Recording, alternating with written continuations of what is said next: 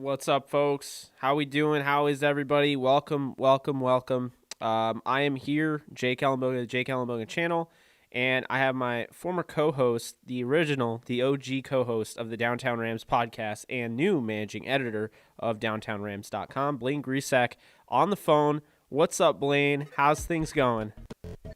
Hey Jake, I What's heard up, you created a folks? little How we YouTube doing? channel last couple weeks, and it's been taken off. Yeah. It's you've been posting these videos and like the CFL has been like, "You know what?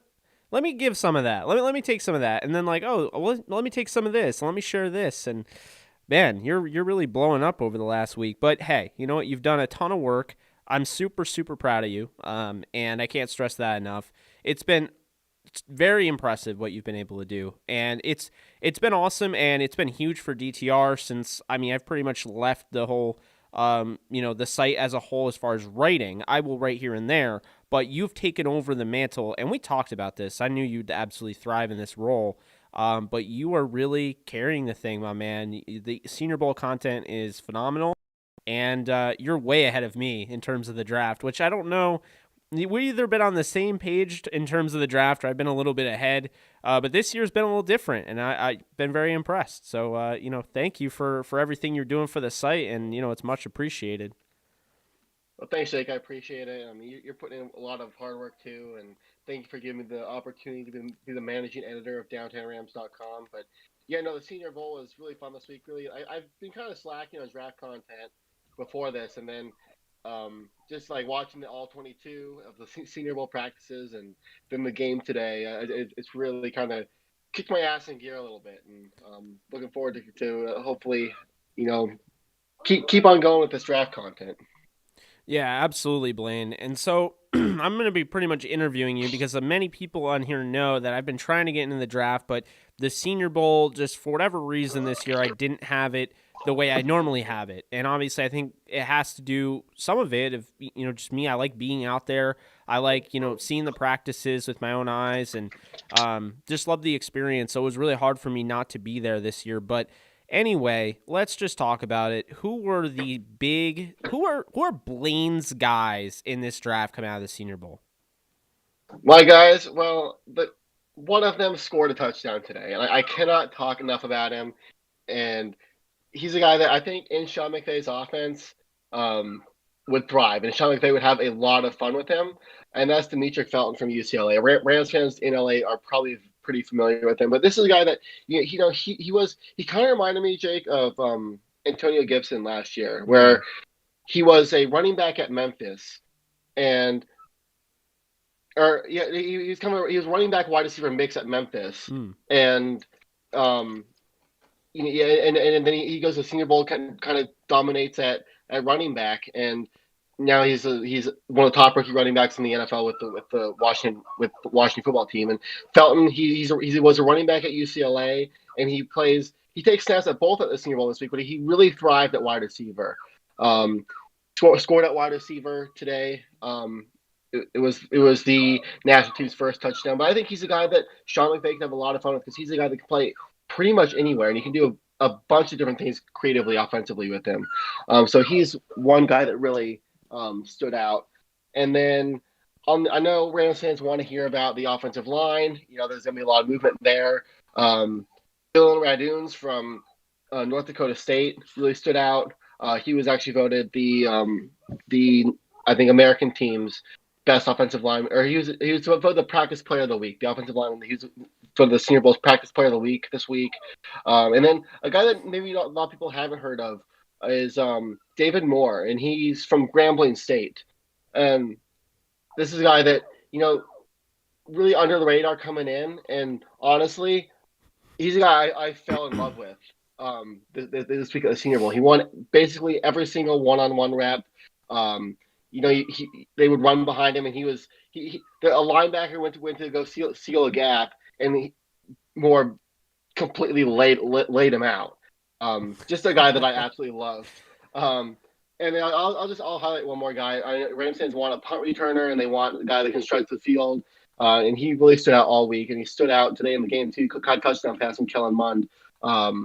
Amari Rogers, just a guy that can stretch the field, return punts. just a physical player that I think you can probably get in the third round that would. He's a piece that the Rams are missing on offense, and he's got to stretch the field and give him that vertical dimension back. And I guess since I brought him up, Kellen Mond, Rams are looking for you heard Rams talking about Newsome, or not Newsome, Newman coming in, coming into the Senior Bowl, and you know what, you're watching film of him coming in. I saw a little bit, and I wasn't all that impressed. I was like, okay, let's see what this guy has got, Yeah. and I wasn't all that impressed. He was throwing interceptions in practice, threw an interception today during the game. And Mon, I don't know, like watching film, Jake, like sometimes like I'll forget to take a guy like a junior that doesn't declare. I'll forget to take him off my list of guys to watch. So I'll watch him. So I watched Mon last year and I did the same kind thing. of liked him. And then I realized that he was going back, and I was like, "Shoot, are you serious? Like, dang, I just wasted my time watching this guy." And then, so I was kind of excited to watch him this week at the Senior Bowl, and you know, they were on Thursday. They were running a 2-minute drill, Mm. and Mac Jones went in the first round and only made it to about the 20 or 25-yard line, and then Munn comes in and he's takes the team down the field using his legs. He's a very mobile guy. He has enough speed to buy time. But 5 seconds left on the clock, and he throws a touchdown pass, and I found that to be very impressive. And then he wins a Senior Bowl MVP today. So I'm sorry for rambling, but those are. It's hard not to because I like so many of these guys, and No, don't be sorry for yeah, rambling. I mean, I don't have. yeah, I mean, you've done so much work. I mean, I'm nowhere near you, so like you ramble all you want, my friend. But just want to say, welcome to Jake. What's up, Jake? Jake Cabral. How we doing, Eric? A Green Substance. How's it going? Jonah, what's up? Armando likes the Felton to Rams thing that you were saying. And Layup says Alex Leatherwood, David Moore, and Quinn Miners are his favorite O line prospects. So yeah. I mean, I like my nerds because he's a D3 guy, and I'm a former D3 athlete. So it was really cool. It's really cool to see the D3 guys that come to these events like the Senior Bowl, and they're dominating guys that played at the Power 5 Division 1 level. It's crazy. oh yeah, no, I agree with that. And I actually we've seen guys really show up that aren't necessarily like FBS guys. I mean, we've seen Ali Marpet, we saw Alex Kappa. So I mean, it's never a guarantee that a guy has to be, from a D1 school, an FBS school. Talent is talent. You find talent everywhere. There was a guy by the name of Michael Joseph who I interviewed, I think 2 Senior Bowl games ago. I interviewed him. He played at Dubuque. So, that's in Indiana, I believe, or Iowa. It's one of the I's. But, I mean, that's like a D3 school. So, talent is talent. They find it. The Senior Bowl does a nice job of finding those guys. But with that being said, let's talk. Let's just go, position by position. You're looking at quarterback. Mond is your guy. Is there anybody else that looked like you'd have an inkling of an interest in for, say, let's say the Rams, since the majority of the subscribers on this channel are Rams fans. Let's say if they wanted to go out and get a developmental prospect, who out of the Senior Bowl quarterbacks are you grabbing? Of the Senior Bowl quarterbacks, obviously, I'd go Mond. If I were to rank the quarterbacks this week, you start with Mac Jones. I think Jones didn't play in the game today, but all week he was pretty solid. Two would probably be Mond. Three, I think you have to go with Newman. And then the national team quarterbacks were not all that impressive. Because you had Ellinger, you had Ian Book, Ian Book had his moments, but I don't see. I see him like as like a Colt McCoy at the next level. Okay. So you And then think he'll stick around for a while? yeah, and then you had Hmm. Flippy Franks, who I also am not a huge fan of. So yeah, I mean, it was kind of weird. Like, I'm kind of jealous because like last year you went and you have Justin Herbert out there in this first round, first round rookie of the year prospect out there just throwing dimes um and then you have Baker Mayfield the year before and then yeah, there just wasn't that kind of talent this year. But it was cool because you got to see a guy like Kellen Mond stand out, and he wins the Senior Bowl MVP, kind of giving some Dak Prescott vibes. So yeah, no, it was still pretty fun.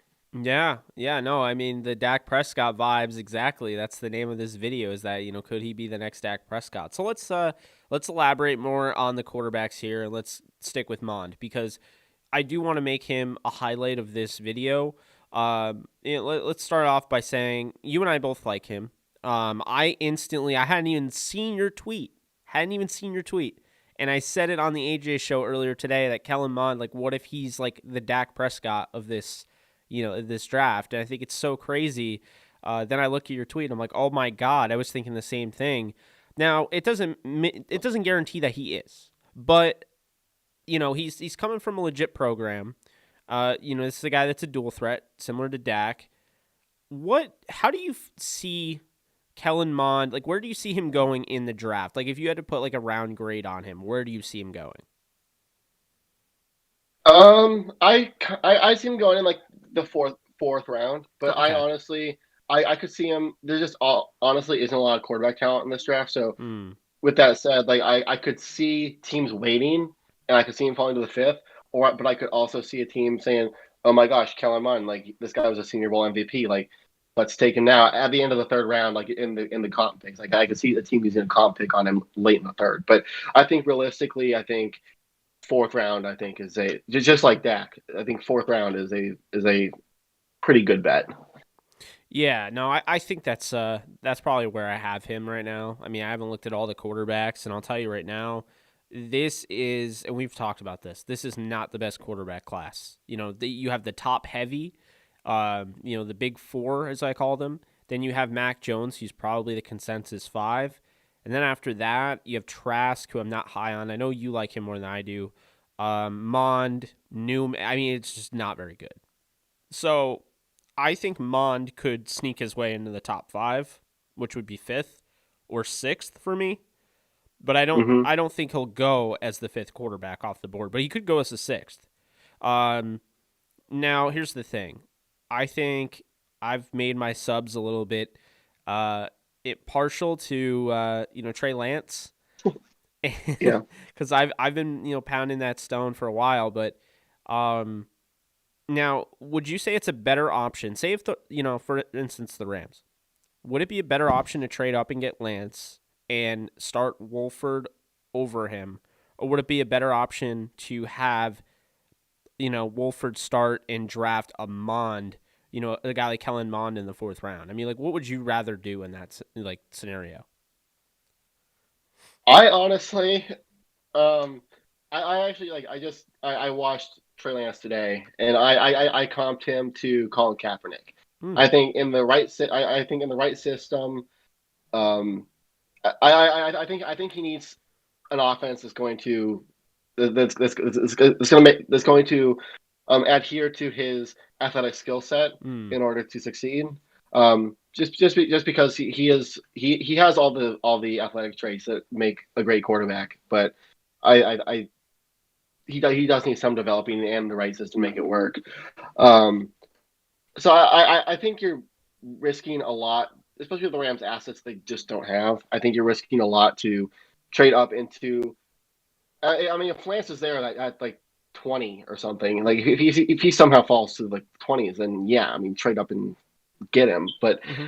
if you're having to trade up into the top 10, top 15 from 57, I just I think you're going to end up giving up a Watson like package to go get a rookie. Yeah. Um, so I personally like I really like Kellen Mond. I think the traits are there. He impressed Matt Rule a lot this week. I mean, I think it says a lot when a coach makes you a captain, especially just in a short period of time like this. And Rule made Mond a captain before the game today. He was one of the captains for the American team, and that I think says a lot for me. That kind of that tells me that he has that kind of that leadership quality that you look for in a quarterback. Um, I mean, he doesn't have the best arm, but he also doesn't have a terrible arm either. He can make all the throws. I do think that I think like Dak, you know, he's someone that needs the running game. He needs things to work perfectly for him to start, and then he can grow into what Dak is now, which is a top 10 quarterback. I don't. I'm not saying Mond is a top 10, will be an NFL top 10 quarterback. I'm saying that could be his ceiling, similar to Dak. Yeah, no, I mean, I think that is the case. Now we talked a lot about the quarterbacks there. Pretty nice segment there. Now let's talk about the running backs since we're going through each position from the Senior Bowl. Who stood out to you? Who stood out to you the most? You know, with the Senior Bowl so far. I mean, I didn't watch a ton of running backs just because I mean the Rams have Akers and Henderson, so I was kind of watching it from a Rams point of view. Yeah. But Carter today from North Carolina had a fantastic game. Had I think 6 carries for 80 yards. Had a ridiculous touchdown where basically his entire offensive line was pushing him and the pile into the end zone. It was a pretty cool moment. So if I had to pick one guy, I'd pick him just because he kind of flashed later in the game. But I honestly didn't watch a ton of running backs just because with Akers and Henderson, you're not. At least I wouldn't draft running back. Yeah, I mean, you know, if you're going to draft a running back, I'm thinking it's going to be later on in the draft. And I don't know if they Mm-hmm. necessarily have to. Plus, I just think the way that they find these UDFAs, just look at Malcolm Brown. This is a guy that Les Snead, you know, was with the Rams when they found him in 2015. And he's going to play his last season in the 2020 season, you know, with the Rams, because I don't think they're going to retain him. That's a great value because you got a guy who was not drafted and you kept him around until 2020. That's great. That's 5 years. No, and I think they like what they have in Xavier Jones, and Yeah. I think they like what they have in Raymond Clay's. Um, so yeah, I mean, I could see them bringing in another UDFA or something, but I don't really. Maybe they draft a running back in the 7th round or something, but yeah, I don't see it as a priority. Yeah, I mean, if I was going to draft any running back in this draft, I'd probably take Puka Williams late. Um, Hmm. because you know I watched him at Kansas. I mean, you watched him too. You thought he was pretty explosive, but I don't know, somebody like that. I wouldn't go after like you know a top dog. Um, I don't know if Kylan Hill falls. Maybe that'd be an interesting one, but Chuba Hubbard's an interesting one. Yeah. But aside from that, yeah, I wouldn't go running back. Now, wide receiver, who stood out to you? Because you have been telling me the Rams need a deep threat. I've been saying the Rams don't need a deep threat because of Goff, but I could see them getting a deep threat if they got a new quarterback, which it looks like they're going to do. So who would you? Let's. I don't want to pigeonhole you into that, but what wide receiver stood out to you during the Senior Bowl? I mean, I mentioned Amari Rogers. He was constantly making plays. It seemed like, and he's a guy that can stretch the field and return punts, like I was saying earlier. Um, and I mean, he's a smaller guy, but it was kind of impressive because like he's also a guy that he'd go up and get the ball. Like Hmm. he'd out jump I think it was Mund threw up a jump ball in the back of the end zone, and Rogers went over the DB and snagged it for a touchdown. Hmm. In one of the practices. So he's a guy that really stood out to me, and you know you see the end arounds of Brandon Cooks when the Rams had Cooks, you would see Cooks come around and Goff flipping the ball and stuff like that. You used to see those things. You just don't see that anymore. And they actually in practice ran one of those plays with Amari Rogers. So he's somebody I liked. I don't think they'll get him just because well, looking at mocks, he's going in the 1st round, and that's Kadarius Toney from Florida. Another deep threat, but I just don't think the Rams are going to get him. Oh, he'd be great. Um, yeah, yeah. And then, but the other Florida guy, Trevon Grimes, he also stood out all week too. Had some moments. Another guy that can stretch the field a little bit, physical player, and I think McVay when it comes to wide receivers, he likes those physical guys that don't mind getting dirty in the run game and stuff like that. And you know that's I think he's someone you could get I think in the 4th or 5th round. Shy Smith from South Carolina. I don't think he's what the Rams are looking for. He's another kind of slot guy that he's not going to stretch the field, but he had moments this week that were insane. Just his separation ability. route running were just fantastic, and he had a couple of big catches today from Kellen Mond during the game.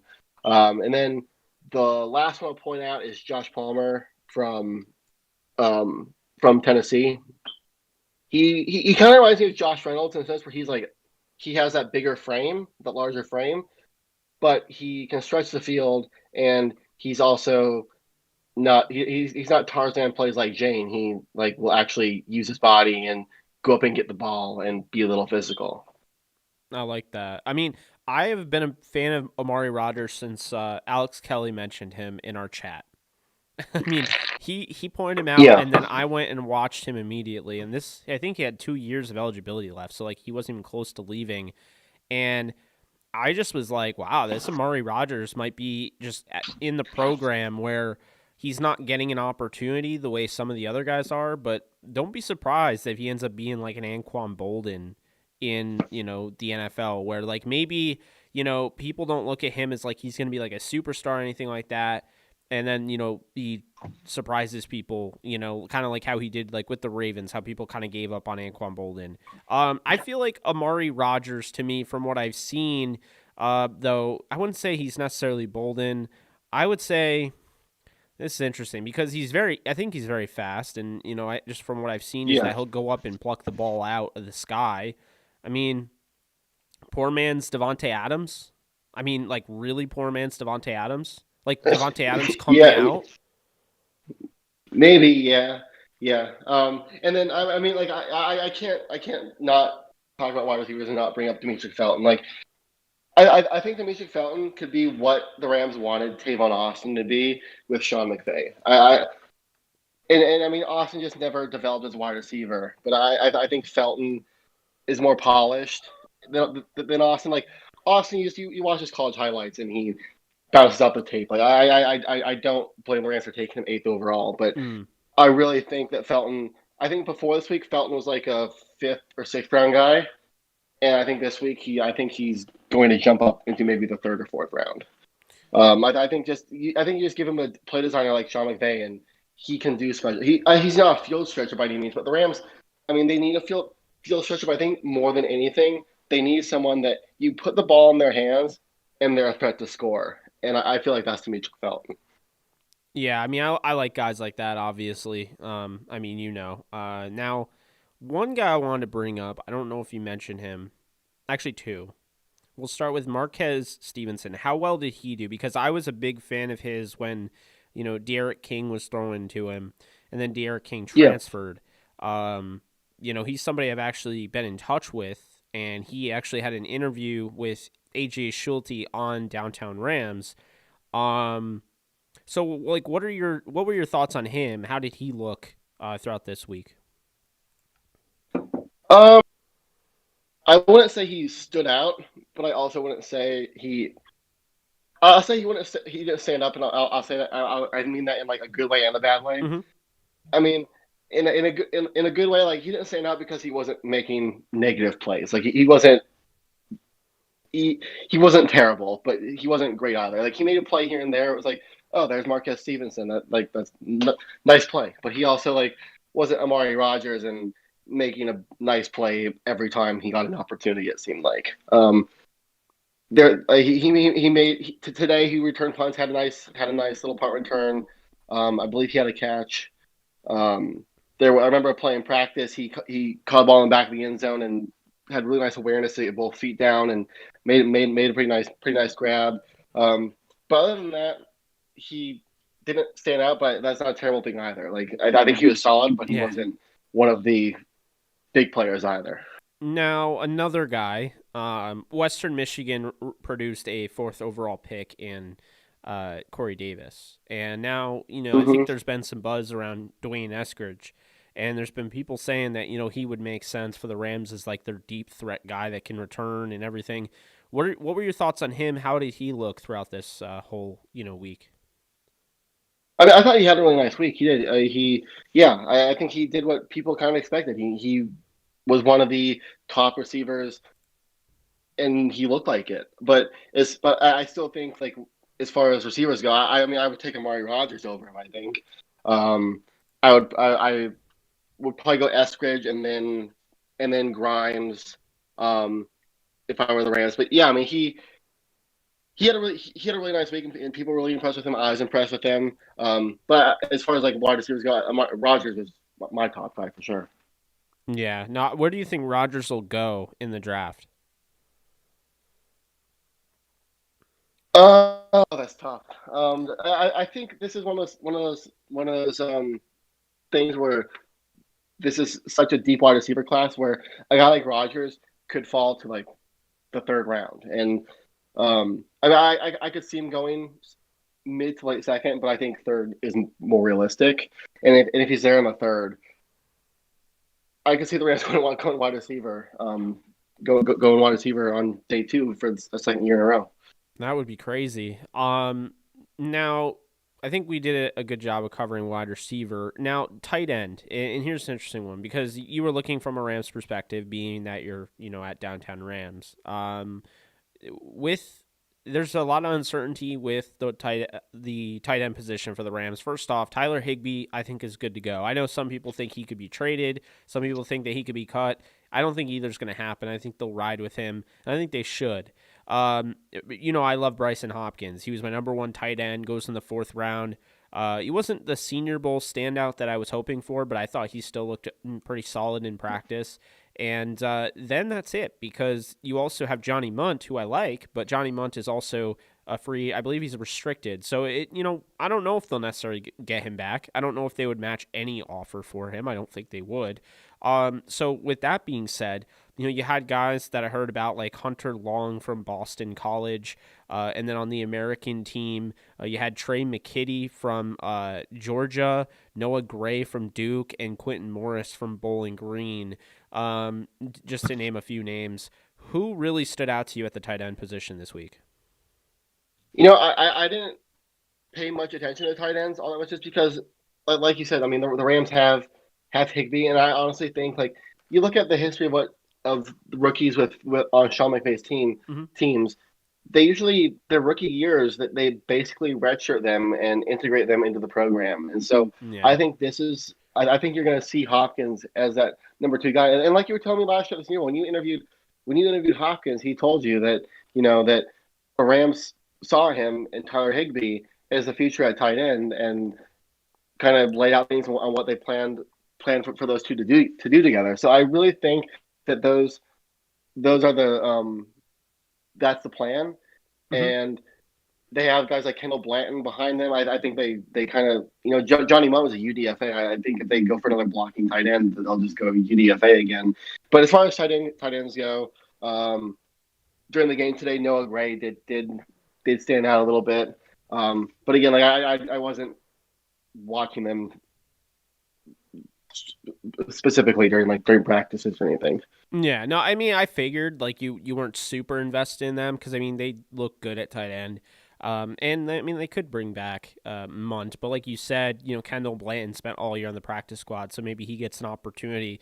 Liked him out of Mizzou, but with that said, we go to the offensive line, the big uglies. But Blaine, that was a pretty big focus for you, from what you were telling me anyway, with the Senior Bowl. So you gotta let us know, who really stood out of the offensive line prospects, this week. Jake, I never thought I would enjoy watching offensive I know line you were prospects as different, much man. as much as I did this week. It was kind of crazy. Like the one-on-ones, offensive line versus defensive line, where it was like I looked forward to watching that every day. Loved it. Um, but yeah, no, a few of the studs definitely stood out. Um, I'll start with someone that I'll start with two that I don't know will fall to 57. They might, but I think it's kind of up in the air if they do. And the first is Creed Humphrey from I love Oklahoma. him. He's a center slash guard, but I think if he's on the Rams, I think he plays center. He was great all week long. He was fantastic. I absolutely loved him. Didn't really ever get beat. Um, yeah, I mean he was as solid as anybody there. But I don't know if he'll fall to 57. Um, there's some that project him to go in the first round, and I honestly wouldn't be surprised. Ugh, Um, would love him. second would be, you know, Second would be Dylan Raduns. He's a tackle. It was kind of weird for Raduns because he would do really well in the one on ones, and then you get you get him on the in the team drills, and I didn't really like him all that much in the full on 9-on-7s or 11-on-11s. I just Hmm. he struggled so much to tackle at one point. They moved him over to guard, and he was much better there during the 11-on-11s. So I think he's the guy that if you draft him, I think he's like Noteboom in the sense where you start him out at guard, and then it's kind of crazy that this was the plan with Noteboom, and now we're 4 years later, and Noteboom is still the heir to Andrew Whitworth. But I think this is realistically like you draft Dunes at 57, you start him at guard, and then ideally in a year or two, Andrew Whitworth retires, and you swing Raduns over to left tackle. Hmm. But yeah, I mean, he was a solid player. I didn't love him as much as others did for whatever reason. He seemed kind of grabby. I think he's someone that could be susceptible to holding penalties. But yeah, he's a really good player, but just not somebody I was overly impressed with. And then uh, you had David Moore from Grambling State, who I absolutely love. This kid, just I can't express enough. Oh my gosh, like the first day I tweeted clips of him, and the next day I'm pretty sure the entire Grambling State football team retweeted my video of him. It's just there was a play that he pulled out and got eyed down a linebacker, and R.I.P. number 32. Like just completely he was serving pancakes out there. Yeah, no, he impressed me so much, and I mean he's a guy that you're going to be able to get on in the fourth or fifth round, and Hmm. I just did a mock draft on DanteRams.com where I did a Senior Bowl mock draft where I only selected players that participated in the Senior Bowl, and I missed out on Creed Humphrey at 57, and I got more at 138th overall. So I think if you miss out on a Creed Humphrey at 57, which is probably likely, David Moore I think is a very good plan B. Honestly, And then you might have and sold me then on you got him. yeah, no, I absolutely love him. I can't wait to watch. I can't wait to watch his Grambling State film because if it's anything like his film this week, he might be my favorite offensive lineman prospect of all time. Like he was really good. Um, and then I mean you had guys like Leatherwood who were solid. Trey Smith had I think ups and downs. But yeah, those are the guys that I was overly impressed with. I like it. I think David Moore. I'm hoping it's one of those things like where like we watch the draft and like you said before, you'd be like, I know Jake, I know you're a big fan of this guy. I hope they get him, but I don't know if they will. I'm gonna be rooting for the Rams to draft David Moore just to get your reaction. Like, Oh my god! It would honestly, Jake. It would honestly be very similar to when the Rams drafted Darrell Henderson. Oh my god, that made me so happy just because I loved him so much. And yeah, oh, no, yeah, I feel you. I wasn't a big fan of trading up, especially giving the Patriots another pick. But then when they got Henderson, I was like, oh my god. yeah, And then yeah. I honestly liked the Gaines pick. But now moving on. So we talked about the offense. The offense is good. Who stood out if you looked at the defensive line? Is there anybody that stood out on the defensive line? And I guess we'll kind of throw in edge. So like edge defensive line, anyone that stood out there. Yeah, so Quincy Roche from Miami Like had a him. really good week. Yeah, he was really good. Has really good bend. Um, and when you get an edge rusher, kind of like in the third round, you don't you don't really expect him to be a three down guy. Mm. But Roche he plays the run pretty well too. So he's a guy that can play all three downs right away. And if you lose Leonard Floyd, edge is going to be a very big need. I mean, I love Trell Lewis and what he brings to the table, but the best ability is availability sometimes, and that guy was just not available this year, which was disappointing. Um, and then on the defensive line, another UCLA guy. I'm going to slaughter his name, but Osa. Osa Odigizua. I can't say it, but let's call him Osa to make things simpler.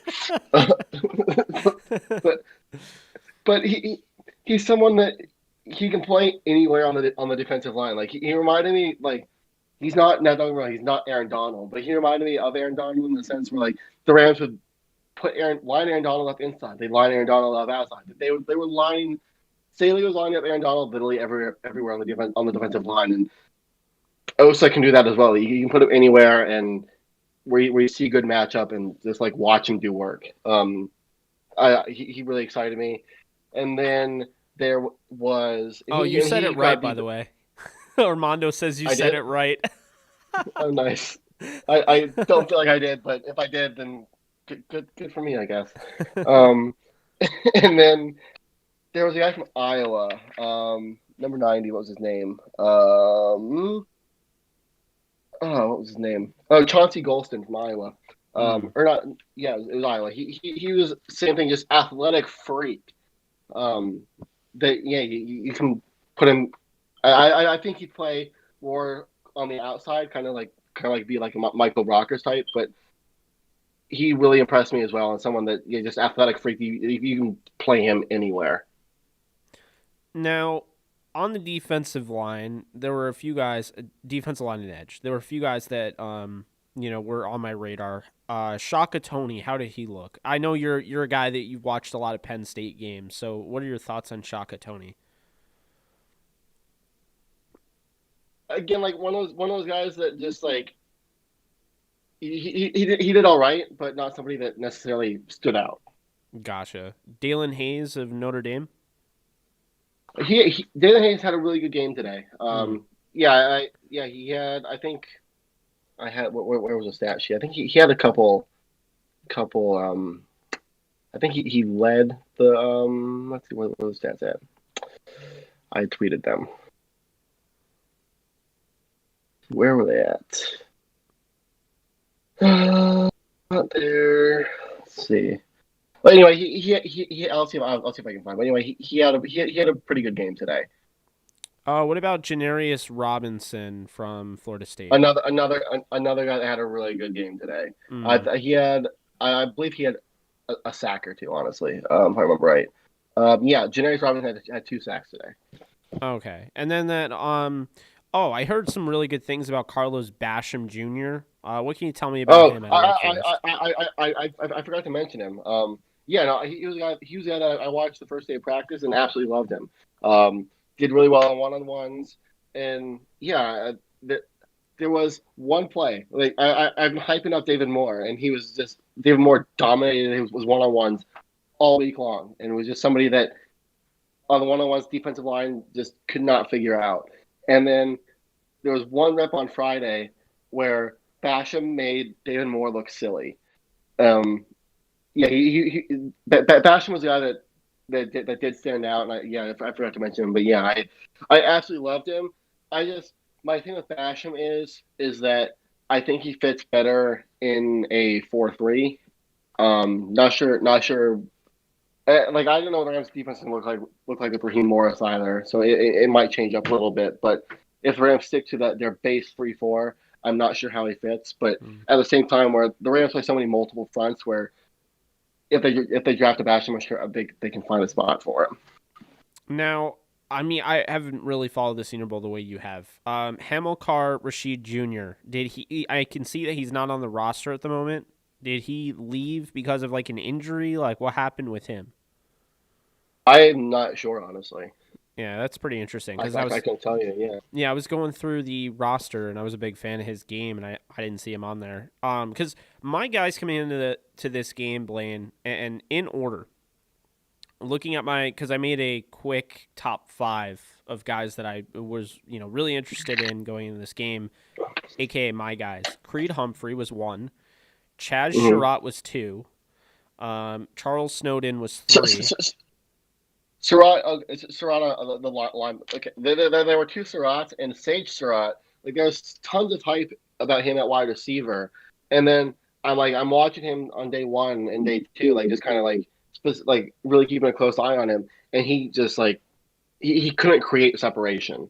And so he's Mm. someone that I just immediately crossed off. But yeah, Chesterott was somebody like, and then just because we're talking about linebackers, Yeah. KJ Britt, KJ Britt from Auburn. I think he's a guy you get in the seventh round that kind of maybe starts out on special teams, but he had a good game today, and he was somebody I really liked. Yeah, the linebackers were really interesting. Jabril Cox is somebody that stood out.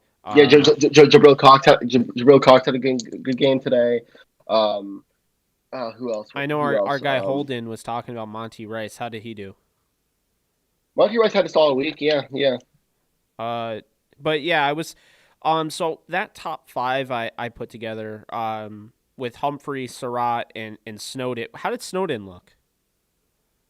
Um, I honestly, yeah, I don't have any notes on him. I couldn't tell you. Yeah, from Virginia. I was a pretty big fan of his. Bigger guy. But and then Hamza Nasruddin is one of my favorites in this draft. How did he look? Another one I don't have notes on him. Okay, and I mean honestly, if he didn't stand out at 6'3" as a defensive back, then he must not have played that well, or he didn't play all that It, bad. it, it, it, it's one of those things too where like there's two different teams. There's so many guys, two different rosters. Mm. Guys are leaving. New guys are coming. Like I what's it what's his name? Leader the guy who runs the Senior Bowl. Jake, what's his name? Oh, Jim Nagy. David. Why was his name David? Jim Nagy. Yeah, Jim Nagy was saying today that there was a guy that he played I think offensive line, but he flew in literally like yesterday, and that he was filled in on the playbook and played the game today. So there's guys leaving, guys coming in.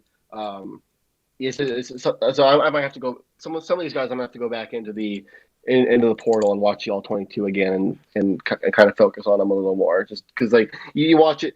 I watched the tape maybe one or two times through, and that's just not enough to get enough on these guys. Like Oh, I it's going to know. take maybe another time or two to go through it, and I'm sure there's a guy or two I missed that kind of stood out more than I originally thought.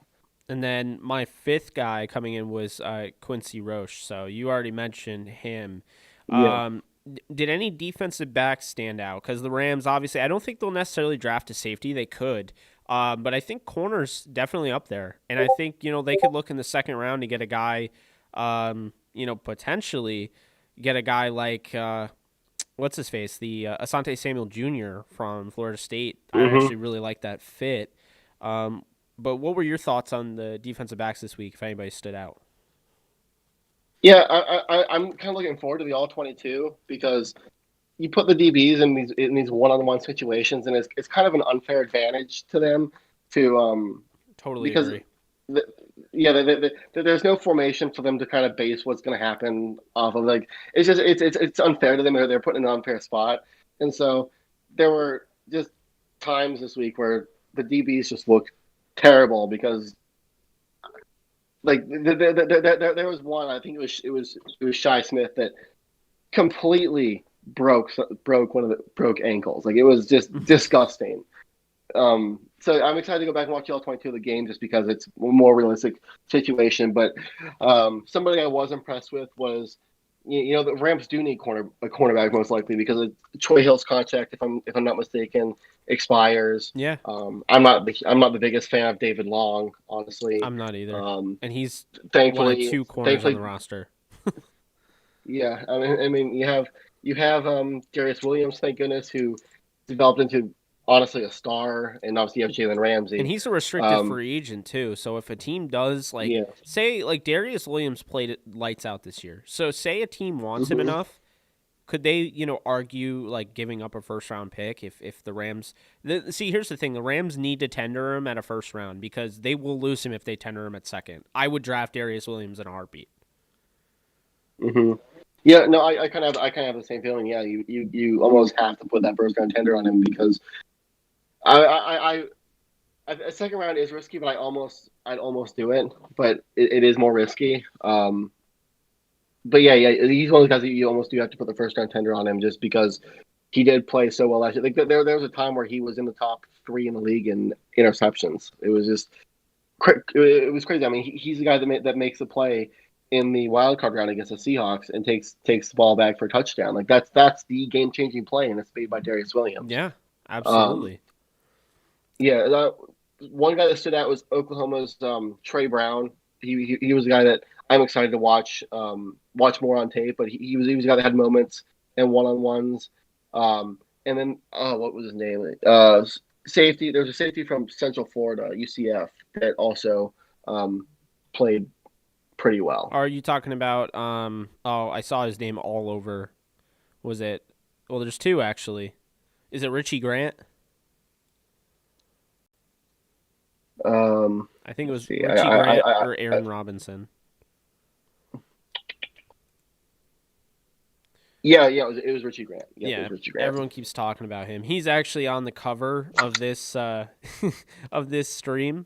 He was on the thumbnail. It was the Oh, front is Kellen nice. Mond, and then the back I had your guy, the UCLA wide receiver, and then I Mm-hmm. had the guy behind. I had Richie Grant, who was celebrating, I think, an interception or Nice. something. So, yeah. Yeah, and then Jacoby Stevens, he made a play yesterday, or not yesterday. It was yesterday because I watched the film yesterday, but it was actually Thursday's practice. They were just late uploading it to the portal. Gotta love But that. yeah, right. The American team was running a red zone 7-on-7, and Mac Jones rolled out to his right and was gonna throw a pass to his tight end, and Jacoby Stevens is there standing, just kind of spying on him. Mac Jones throws it, and Jacoby Stevens jumps up and snags the ball out of the air. I thought that was just a crazy athletic play. Absolutely loved it. It's one of those things too. Like as Jacoby Stevens, you're just putting your hands up there and looking to bat the pass down. And he comes down with the interception. So I found that to be impressive. And then let's see who else was there. There was um, there was a defensive back from Florida that he got beat really bad during one of the practices, but then he bounced back and actually had a pretty solid week. I think Sean Davis was another guy that Oh, kind of I've heard stood a lot out. about him. Yeah. And then I think that's it. Brian Mills, how did he do? The same name as Brian Mills from Taken. Yeah, yeah. Another guy that I'm honestly gonna have to go back and watch. Okay, so that was Yeah, North Carolina Central. Robert Rochelle from Central Arkansas. Did he stand out at all? there was one. There was one play that he just. I forget the play exactly, but I do remember just like, ooh, there's number whatever, and seeing that it was him. But yeah, he's another guy that I'm in my third or fourth time going through. I'm gonna watch closer. And then I think there's two more guys on my list. Ifitu Melifonwu. How did he look? I heard good things about him. Another one of those guys I'm gonna have to go back and watch. But I saw things about him on my timeline that I'm excited to go back and see. And then looking at the comments here, someone asked how Cameron Bynum was from Cal. Yeah, another guy that just didn't stand out on tape. Okay. So Yeah, I think we covered that unfortunately. pretty well. And the Senior Bowl has come and gone, and there's going to be no combine, so this was pretty much the biggest thing, I think, right now. Yeah, no, it's crazy. Like, the Senior Bowl is usually important, but like this is you honestly like this almost gives Brian Flores and Matt Rule an unfair advantage because they're the only guys that are going to be able to see these players up close between now and April. That's a good point. That's definitely a good point. And here's the interesting thing is Flores, I mean, the Dolphins were really good this year. They missed the playoffs, but they were really good. And Flores is going to have a pick in the top 5, and then Rule, I felt like that team, as you know, I was really high on that team. I thought they'd be better than they ended up being, but I also didn't think Christian McCaffrey would get hurt, and the fact that they were in just about every game, throughout the season really shows you they're not far. They're really not far, and this draft could really close that gap, especially with how aggressive they're going to pursue Deshaun Watson, according to I think it was Adam Schefter that said it. But anyway, That'll segue us. Yeah, and I mean, like in that division, I mean, Drew Brees is probably retiring. Yeah. So that division's gonna be wide open next year. I mean, you could argue that the only quarterback that's guaranteed to be on his team next year in that division is Tom Brady, which is what I mean. That's just mind boggling to me at 44 years old. Yeah, because I mean I've seen mock drafts that have had Justin Fields going to Atlanta. Like, there's a good chance that they move on from him. Yeah, so um, we're gonna use that as a segue out of the draft content and into the Watson, Stafford. Let's talk about that, and then I'll share my list of my predictions of where I think everyone's gonna go, and All right. we'll leave it. So uh, I'm just gonna give you the floor to talk about everything that's going on with the Rams, Deshaun Watson, Stafford, Dak, all of that. Yeah. You talk as long Yes. as you So, want on so that. all right. So right before the show, there was a report that Chicago had called the Rams on Jared Goff. And here's what intrigues me, Jake. This is intriguing. Just hear me out. And I sent you the tweet, Yeah, and it's something that honestly, it's something to think about. So Chicago is interested in Jared Goff, and there's one reason for that and one reason only. One, Chicago needs a quarterback, and there is almost no chance that one of those top four guys are dropping to 20. I mean, they could get a Kyle Trask or a Mac Jones at 20, but I don't think that's the kind of move they want to make. Just because there's a huge drop off after those top four guys, huge. and Kyle Trask and Mac Jones is just a huge drop off. And Matt Nagy and Ryan Pace have their jobs on the line. So they can't go into the season with Kyle Trask or Mac Jones, and they can't go into the season with Trubisky or Foles as their starter. They can't do it, or at the end of the year, their jobs they're going to be fired. So they have one shot to make a big move. There's no way Chicago's getting Stafford. I guess they could be in the Watson sweepstakes, but I doubt it. And if they're calling on Jared Goff, you know, the Rams don't have a first this year. So, you talk about the Rams and Watson, and you hear, oh, the Rams don't have the assets to go get it. They don't have a first this year. But what if this happened? Could the Rams trade Goff plus the 57th pick and another pick, let's say, to move up to 20? That would give you first in 2021, 2022, and 2023. That's three first round picks. That is presumably the baseline to get Watson. Could you package Goff to move and 57 to move up to 20 and to get you that third first round pick, and then trade those three first round picks plus a player, say like Cooper Kupp, and probably a second round pick and a couple thirds to get Deshaun Watson. That's a scenario that's really interesting. And then the Rams have, I think there have been reports that they've called about Stafford. Stafford will, I think there have been reports too that he's probably going to get traded this week. He's obviously not going to cost as much as Deshaun Watson. And if the Rams' goal is to win this year and next year, if that's their window, a guy like Stafford makes sense. But if they're trying to win long term and build something, the scenario of Chicago to move up to 20 and get that third first round pick, if that's even an option, I think is a really interesting scenario. I think it's very interesting. And when you sent that to me, I was like, you know what? I don't think that's far fetched at all. Um, I really don't. And with everything going on, this is a whole new NFL landscape. People need to realize that this is all going to be different. So Yeah, yeah, Adam Schefter puts out the tweet this week that he thinks that there could be 18 new starting quarterbacks on different teams in the NFL next year, which is insane. That's half the league. yeah, it is insane. It's crazy that this is what the future of the league could be. But I mean, I think it's certainly possible. Like without a doubt. I don't question it. I think there's guys also that we're not hearing about that could. I mean, who's to say Derek Carr's guaranteed? We don't know. We don't know if Derek Carr is guaranteed to be the Raiders quarterback. It sounds that way now, but things could change. Yeah, yeah. There's Jameis Winston's a free agent. Marcus Mariota is. I mean, the Raiders are way over the cap, and I think he has a $12 million salary that's not guaranteed, so they could cut him and not take any dead money. Um, Dak Prescott's a free agent. There's so many guys that could potentially move places. Absolutely. And so I guess that brings me to my next point here. Um, with everything you've heard, what's the one team player scenario that you feel is the most realistic?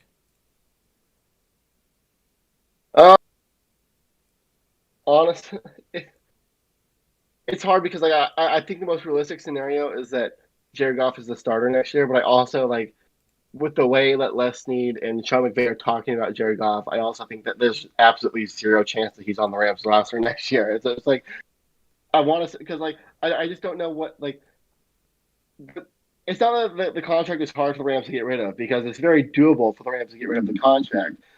The part of the part that makes it difficult for the Rams to get rid of is that another team is then taking on that contract, and I don't know.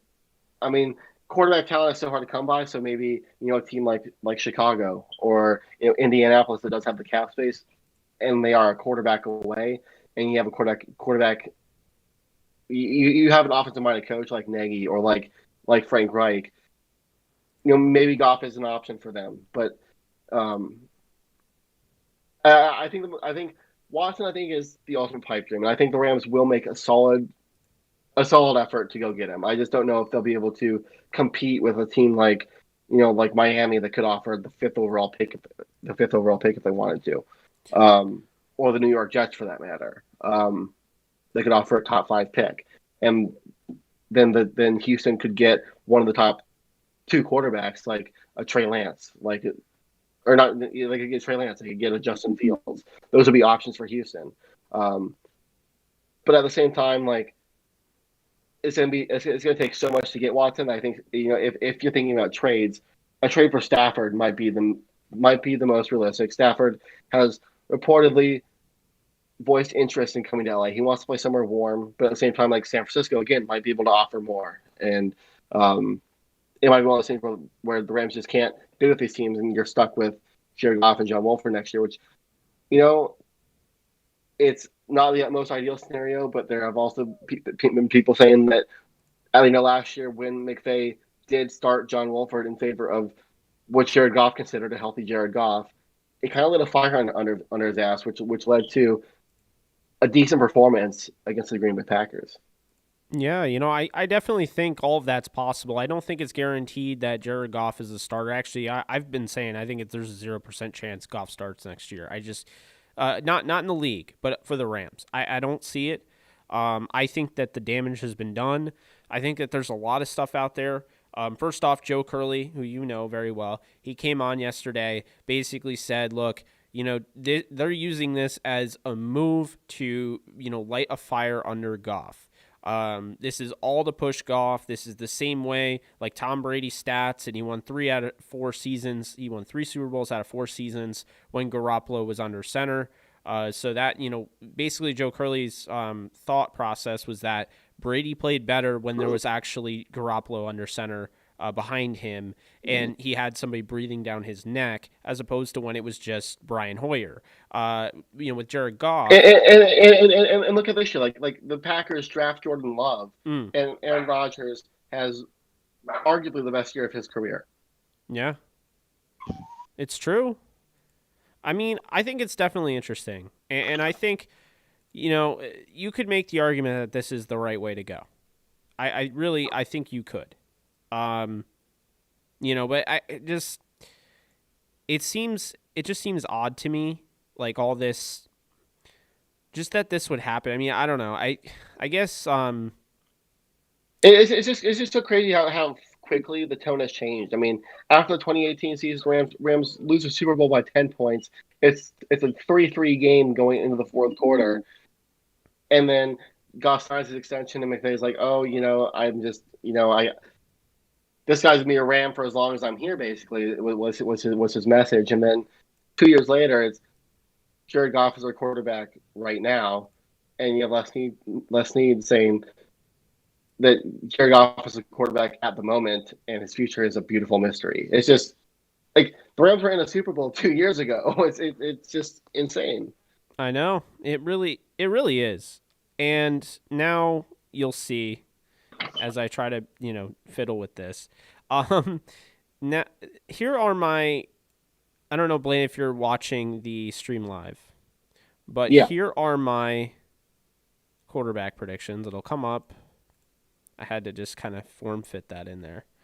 So this is all really interesting. I think there's going to be a lot of turnover, a lot.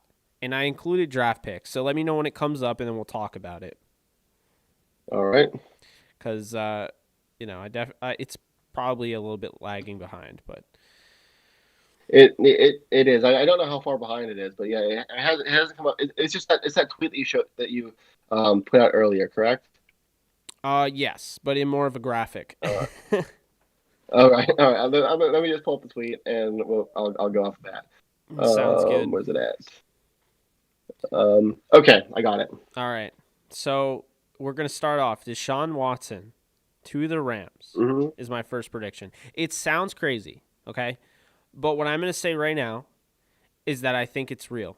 I think it's there. This is a real thing that can happen. And I think at the end of the day, don't be surprised if Deshaun Watson is a Ram. And here's why. Yeah, Okay. I mean, sorry to cut you off. I'll No, let no, you you're continue. fine. But I mean, Watson and Ramsey share the same agent. Les Snead isn't afraid to make the big move. It's L.A. Watson has a no trade clause. It's a pipe dream in a sense. Like it's going to take a lot, and the Rams they might have to do one of those things where they bait Chicago into giving the Rams their first round pick, and then you have the package of three first. But go ahead with what you were saying. Yeah, I mean, I think first off, you've been on Twitter today. You've seen it. I don't think it's a guarantee that anybody can beat out what the Rams are going to offer. Think about this, okay? It seems like they can on the surface, right? But who has made 3 draft pick trades? Who has made a trade that involved 3 first round draft picks in the last 10 years? Which GMs? Do you know? Les Snead. I think it's just Les Snead. Um, I mean, like who else has done that? how many did Roseman give up to get Lance? I think 2. Because it Yeah, wasn't as yeah, it wasn't as far as a move. yeah. Oh, yeah, yeah. That's true. So Yeah, I don't think they gave up anywhere near as much as for Wentz. yeah. I mean, you're probably right. And I mean, the way that I see this is that I don't know if you've seen it, but the ESPN 30 for 30 Elway to Marino, and this situation reminds me very similar, except that the fact that Deshaun Watson isn't entering the draft and he doesn't have baseball to fall back on. Yeah. But I mean, you have Nick Casario coming in there as the new GM, and I guarantee you he's in the Colts, the Baltimore Colts back in the day. Same thing, like they had a new GM, and Elway said, "I am not playing for the Colts." And right now, Deshaun Watson's like, I am not playing for the Texans. And Deshaun Watson, like Elway, kind of has a lot of power. He has no trade clause. He can he cannot play, and he's probably okay with that. He has enough money where he can sacrifice not playing this year in order to leave Houston. Um, and like Elway had baseball to fall back on, where he could have gone to the USFL and been just fine. But Houston's in a situation where unless they trade if they don't trade him before the draft, they're going to get pennies for Deshaun Watson. So Houston's under the gun here too. And yeah, Watson holds a lot of power. So Watson holds a lot of power. So if Houston's kind of under the gun, they of course you don't want to trade a guy like Watson, but at the same time they kind of have to because Watson's not playing for them. And if they don't get anything for Watson before the draft, who's playing a quarterback for the Houston Texans next year? Yeah.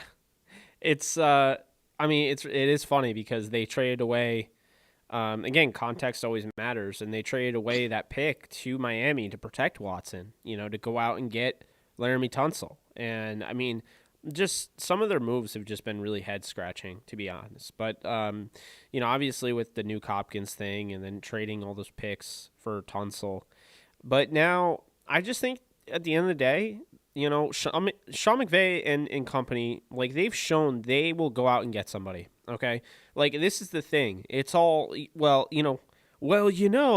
that anybody could offer 3 first rounds. Yeah, but who's done it? It's all about we can always talk a game, but Les Snead's done it. He's shown that he will do it. Yes. And at the end of Who's the done it? day, Who's actually pulled the trigger? yes, and you could argue, well, he hasn't done it in a while. Yeah, but he gave up 2 first rounds and a 4th round for Jalen Ramsey recently, so he can do it. And this is the thing, is that Les Snead ultimately knows that he wants to do it. And so I think, Deshaun Watson, and this is just talking about how the Rams can get him. Deshaun Watson can force himself to the LA Rams. He has a no-trade clause that people are completely forgetting about, I've noticed. He literally, there's a report that came out that said he's willing to sit out no matter the cost. And you have the Doug Gottlieb thing that comes out on Fox where he's talking about it. And I don't really always follow Doug Gottlieb. I'm not the biggest fan, but he made a really good point. When did all this Deshaun Watson stuff come up? When the Rams came up with the stuff with Goff. As soon as that stuff came out, that's when Deshaun Watson started leaking and leaking and leaking, whether it was his agent or Deshaun Watson himself or Houston. It's been happening. So, the idea that he wants to force himself to LA to play with the other huge, client on that, David Mulugheta's, book there, because I think the biggest clients he has are Deshaun Watson and Jalen Ramsey. So the idea that he wants to play with a fellow friend and client, the idea he wants to go to LA, the idea he wants to go to an offense that, would best fit his needs, the idea that they're a top 10 offensive line, had plenty of weapons, have an elite defense, the idea that you're watching this quarterback controversy right before your eyes. I mean, Watson didn't make the playoffs. He saw this all firsthand. Anybody that's watching could see this is happening. I think it's very real. And ultimately, the NFL isn't the NBA, but it's starting to become that way. We saw, the move that Antonio Brown and what he was able to do, forcing himself out of Pittsburgh to the Raiders, then forcing himself to the Patriots with Tom Brady. And now he's forced himself to Tampa Bay with Tom Brady. Just look at what Stephon Diggs did, forcing his way out of Minnesota. I just think at the end of the day, mobility is huge now in the NFL, and it's getting bigger. And Deshaun Watson was okay. He's like, all right, fine. I'm going to sign this deal. I don't know what you're doing with DeAndre Hopkins, but I'm going to sign this deal and hope that we go the right way. And they went the wrong way. And I think Houston's going to have to trade Watt, to be honest, too. So I think Watson goes to the Rams, and then I think Matthew Stafford is going to go to Washington. And the reason I think that is because ultimately, we'll talk about it, going down the line here, Zach Wilson is who the 49ers want. I think he fits what they want to do as far as a Kyle Shanahan offense, but that's besides the point. Matthew Stafford is going to Washington. Yes, the warm weather stuff is real. I do think so, but I think you look at Washington, and I think the Rams want Watson first and foremost, and I think they're going to put all their eggs in a basket and miss out on Stafford. That's my prediction here, and I think they're going to get Watson, so it won't be a big deal. But Washington, to me, They are the definition of a quarterback away. You could argue the Rams could still win a Super Bowl with Wolford or Goff. You can't say that with Washington. And I'm sorry, if Stafford is on Washington against Tampa Bay, here's the crazy thing.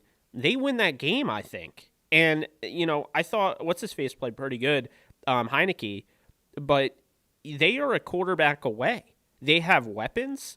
They have a, elite defense.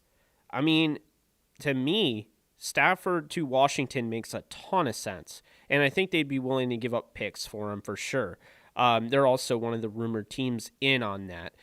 Then Dak Prescott to the Colts. Look, I think the Cowboys have been an absolute disgrace the way they've handled Dak Prescott. Okay, they have continued to tag him and tag him and tag him. They're going to do it again, and Dak is going to say no, and they're going to have to trade him. And I think Indy is the next best thing. Indianapolis is going to get Dak Prescott, and that's exactly what you would want. He's got a legit 1,100-yard running back in Jonathan Taylor. He's got a legit defense coached by Matt Eberflus. He's got a legit offensive-minded coach in Frank Reich. And I just think for me, that's a great fit for Dak. Dak's biggest issue is I think he would sacrifice having those three major weapons in Dallas to go somewhere where they actually have a defense and he doesn't have to carry the team on his literal back. Then you have Jared Goff, Chicago Bears, and you mentioned it earlier. The Bears are starting to become this interest here, and I don't really think the move makes any sense for the Bears. I think Jared Goff is very similar to Mitch Trubisky in a sense. It takes him a while to make reads. He's a slow processor. He doesn't have the quickest release. Whereas I think Trubisky, he's a slow processor, but he actually has mobility. He's not as accurate, and when he's on, he's nowhere near where Goff is when he's on. But I just don't really get that move for the Bears. But I think it's realistic. I don't think the Bears have made a great deal of moves that made a lot of sense lately, so I wouldn't be surprised. And then you look at Trevor Lawrence, Jacksonville. That's a guarantee, I think. We won't go into whether I think that's the right move or not, or whether or not I would trade that and get Deshaun Watson. But either way, they're going to go with Trevor Lawrence. Trey Lance to the Lions, I think, makes so much sense. Dan Campbell wants to run the football. You talk about him being scheme dependent. I do think he's scheme versatile, but you want to talk about a guy that would thrive in a more run first approach. I think they could get the best out of Trey Lance, and I think Dan Campbell's going to change that team. They have a really good coaching staff, and they have a guy in Anthony Lynn that I think is going to be huge for the running game as their OC. So Trey Lance, we've already heard about Brad Holmes wanting the new quarterback. That's why they're moving on from Stafford. I think whatever they get for Stafford, they used to trade up and get Lance. Zach Wilson with the Niners. Look, the Niners are doing a great job of going out and getting guys that can work, getting the ball and making things happen after the catch. And I think, Zach Wilson, with his ability to improvise and work off script the way he does, I just think it's going to be such a good fit for guys like Deebo Samuel and, guys like Brandon Ayuk that can, make things happen, will get open. I mean, we've seen that before. So obviously George Kittle, I think, would be huge. I just think ultimately Zach Wilson, I love that fit. And then Justin Fields with the Falcons. I'll say this. The Falcons are probably moving on from Matt Ryan, but I don't think they can possibly do it this year. His contract is insane. But what they might have to do is either go with Justin Fields on the bench and, have him sit behind Matt Ryan, or just outright play Justin Fields and have, the most expensive backup in the NFL. It's just not a friendly deal. It's really hard to get out of. I think it's worse than Jared Goff's after looking at it. And I just don't see how they'd be able to move him. Then you have Mac Jones to the Cowboys. Look, I'm not the biggest fan of Mac Jones, but I think Mac Jones to the Cowboys with those weapons would make sense. The biggest issue with the Cowboys is not the quarterback. The biggest issue with the Cowboys is their defense. As soon as they fix their defense, they can compete. They have a lot of skill position talent, and they have a solid offensive line. Mac Jones comes in immediately, has Ezekiel Elliott, who hopefully, he'll be back to somewhat, his original form. And then he has guys like CeeDee Lamb, Amari Cooper, and Michael Gallup. That's a pretty good start. You have a lot of weapons for a young quarterback. And then Jimmy Garoppolo of the Patriots. Hey, we all heard about, the idea that Bill Belichick wanted to get rid of Tom Brady and move on to Jimmy Garoppolo. And ultimately, he was traded away for a second-round pick to the San Francisco 49ers. I think a lot of that had to do with, the tension in the room. They let go of Brissett. And, ultimately, I think Robert Kraft is, I won't say he's kicking himself because they won Super Bowls after the fact, but he was really pushing for them to keep Brady because Brady has meant so much to that organization. Obviously, many consider him to be the GOAT, but Bill Belichick's sitting over here thinking, Garoppolo was something that he absolutely wanted to work with. So Jimmy Garoppolo is not the greatest contract, but the 49ers and Patriots already have that level of communication before having made prior trades, including that one. Wouldn't be surprised if Jimmy Garoppolo ends up in New England. I see the fit. It makes sense. He knows the offense.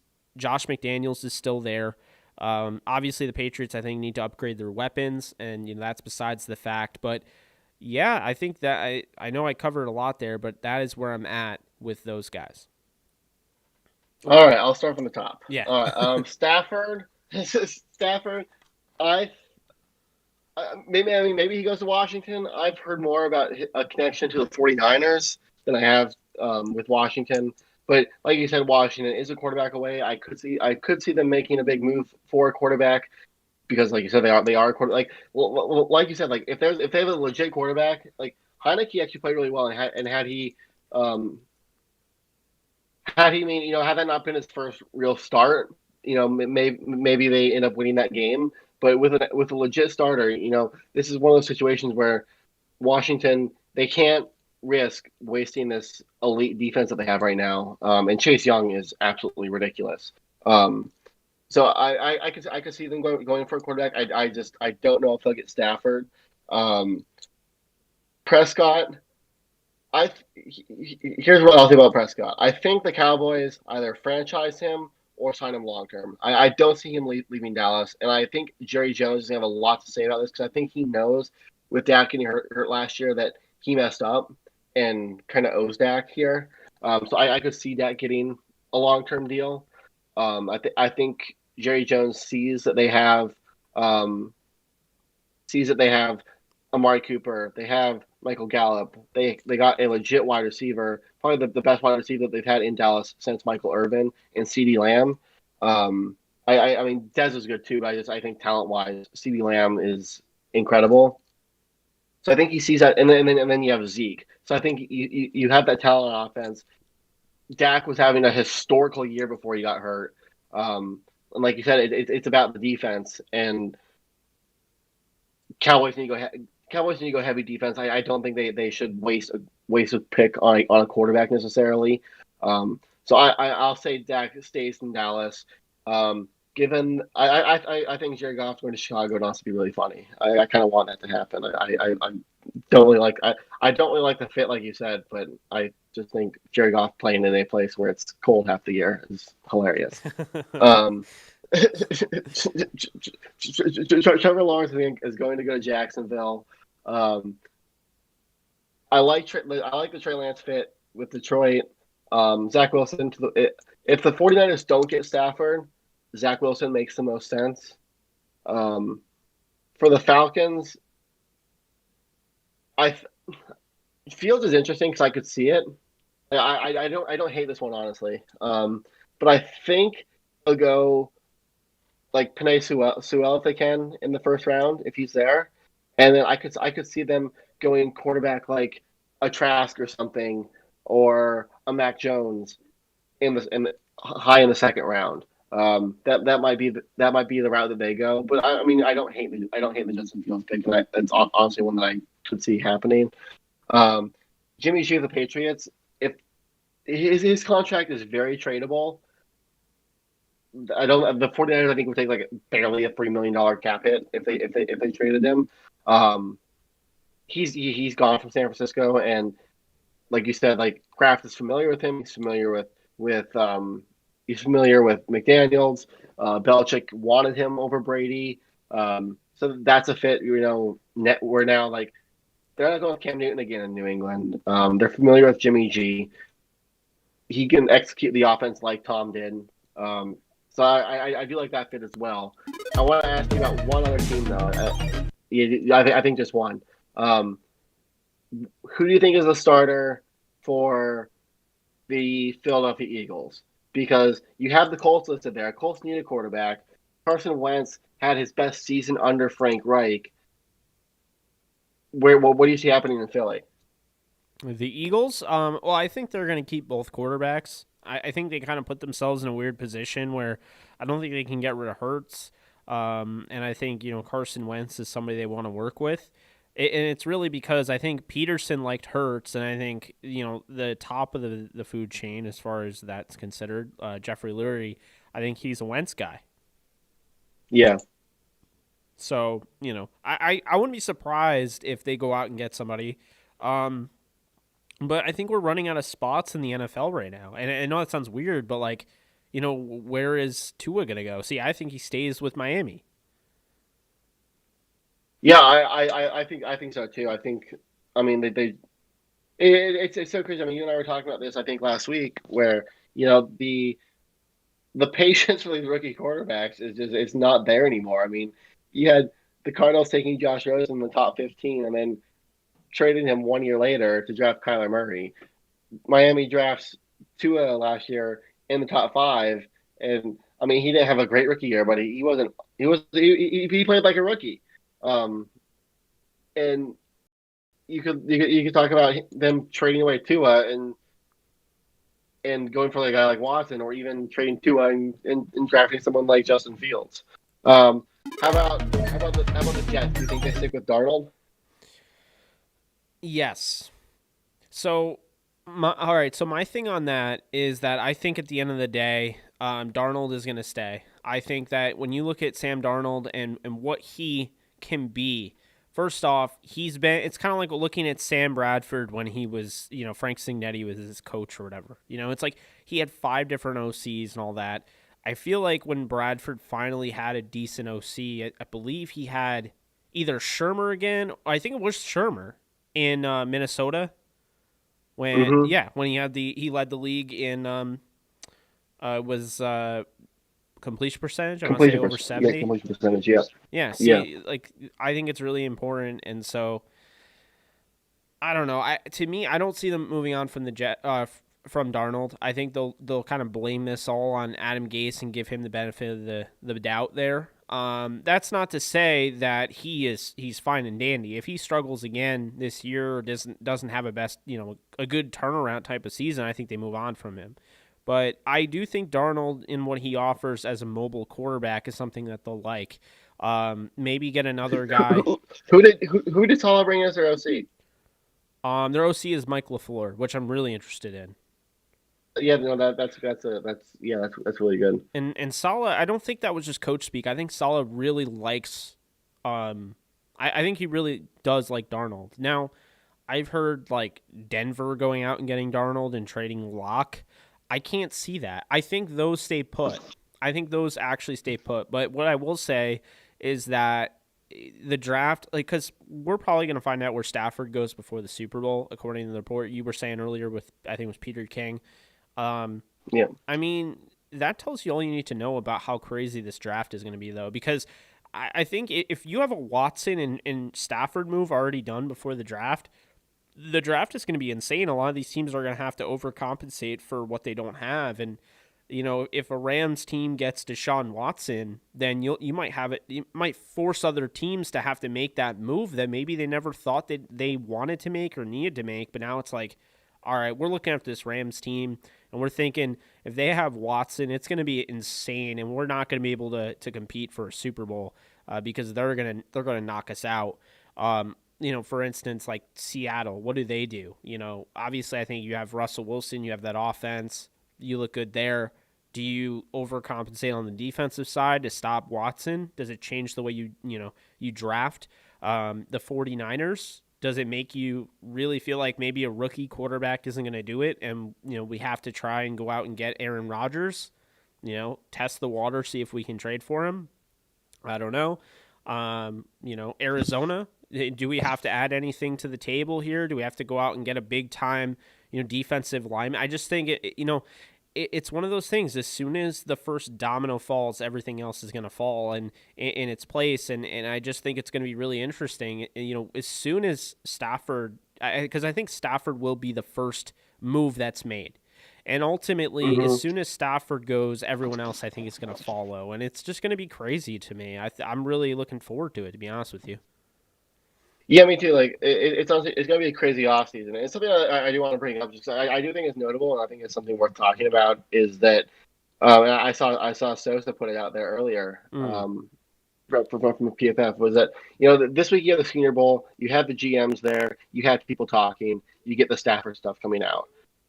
There's no NFL Combine, and that's usually a place where a lot of this trade talk happens. Yeah. We talk about this. We talk about this crazy offseason, and yeah, I mean, there's a good chance that it's a crazy offseason. But how much of there being no combine, where usually this trade talk happens, like here at the combine is where Les Snead started talking to Tennessee about moving up to get Jared Goff. This is where that trade talk kind of happens. Do you think that not having a combine affects the way this offseason could go? Well, I mean, it's definitely going to affect it. And, I talked about on the AJ show, it's kind of ridiculous now. I mean, I get it. I understand why. But it is kind of ridiculous now how you have to essentially marry somebody because by dating them through Zoom. It's like that's Yes. the draft.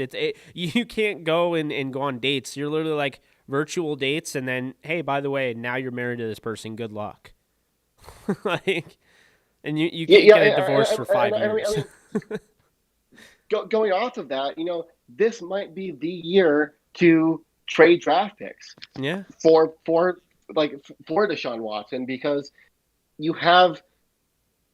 I mean, the draft is a crapshoot as is, and when you have a ton of information on these players, and yeah, that's a good now point. you're gonna have maybe half that information without you're not gonna be at the combine. I mean, yeah, they're gonna do measurements and stuff, but you're not gonna be there. You're not going to get the in-depth interviews like you would with these players. You're not gonna get that face-to-face interaction. I think that's really important.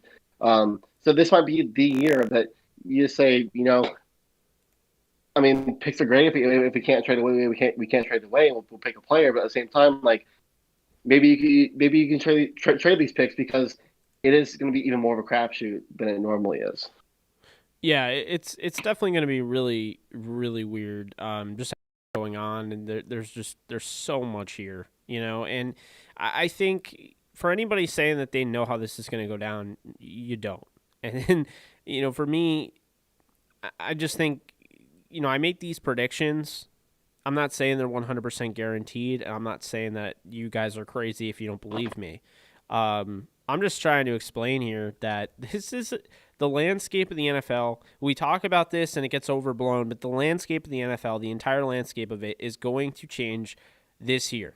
If it hasn't changed in a while, this is the year that it's going to change. And I look at everything going on, and I just can't help but think if you're a team that has a placeholder quarterback, or you could make the argument. You could make the argument that Denver looks at this and thinks we have a great defense. We had a lot of injuries. Maybe I go out and, as general manager of the Broncos, maybe I go out and try to get one of these guys. I mean, I think this is going to change a lot of things around the league. I just don't think you can't keep being complacent. And if you're looking at a No. Rams team constantly making these moves, eventually somebody has to follow suit. No. Yeah, no, yeah, it's. I mean, you see guys like, I mean, Patrick Mahomes has lost like one game in his last 20 or six starts or something like that. Like some insane stat. Yeah. Like teams there's so much pressure to get the quarterback position right. And I think the Chiefs having Patrick Mahomes and him being just so dominant has put even more pressure. And then I mean you have the Chargers getting somebody like Justin Herbert who's going to put even more pressure on somebody like the Broncos to get a quarterback that can compete with Patrick Mahomes and Justin Herbert 2 times a year. Not to mention Derek Carr is also in that division. And like I said, you can't get complacent. I mean, yes, if you're the Rams, is Jared Goff fine? Will Jared Goff get you to the playoffs? Yes, he's done it. This year he didn't play well, and the Rams went 10-6 and made the playoffs. They won a playoff game, but have we hit his ceiling? Like, is this his ceiling? Like, can the Rams progress? Can the stars align like they did in 2018, where Jared Goff takes you one quarter away from the Super Bowl? Can the stars align like that again? And I don't know if you want to wait for the stars to align again and say go out and get a guy that makes the stars align per se for just lack of a better phrase. No, Like I agree with you. you want you want a guy that's going to make you a championship contender every single year, and you could really argue that Jared Goff. The reason the Rams lost in the divisional round of the playoffs is because you lose games to the New York Jets, you lose games to the Miami Dolphins, where Jared Goff turned the ball over 3 times, and two of them went for touch.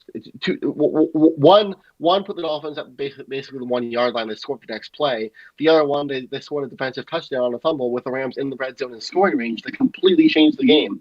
And then you lose to you lose to the 0-13 New York Jets. I mean, you win those 3 games. And the Rams are 13-3, and they're the number 2 seed.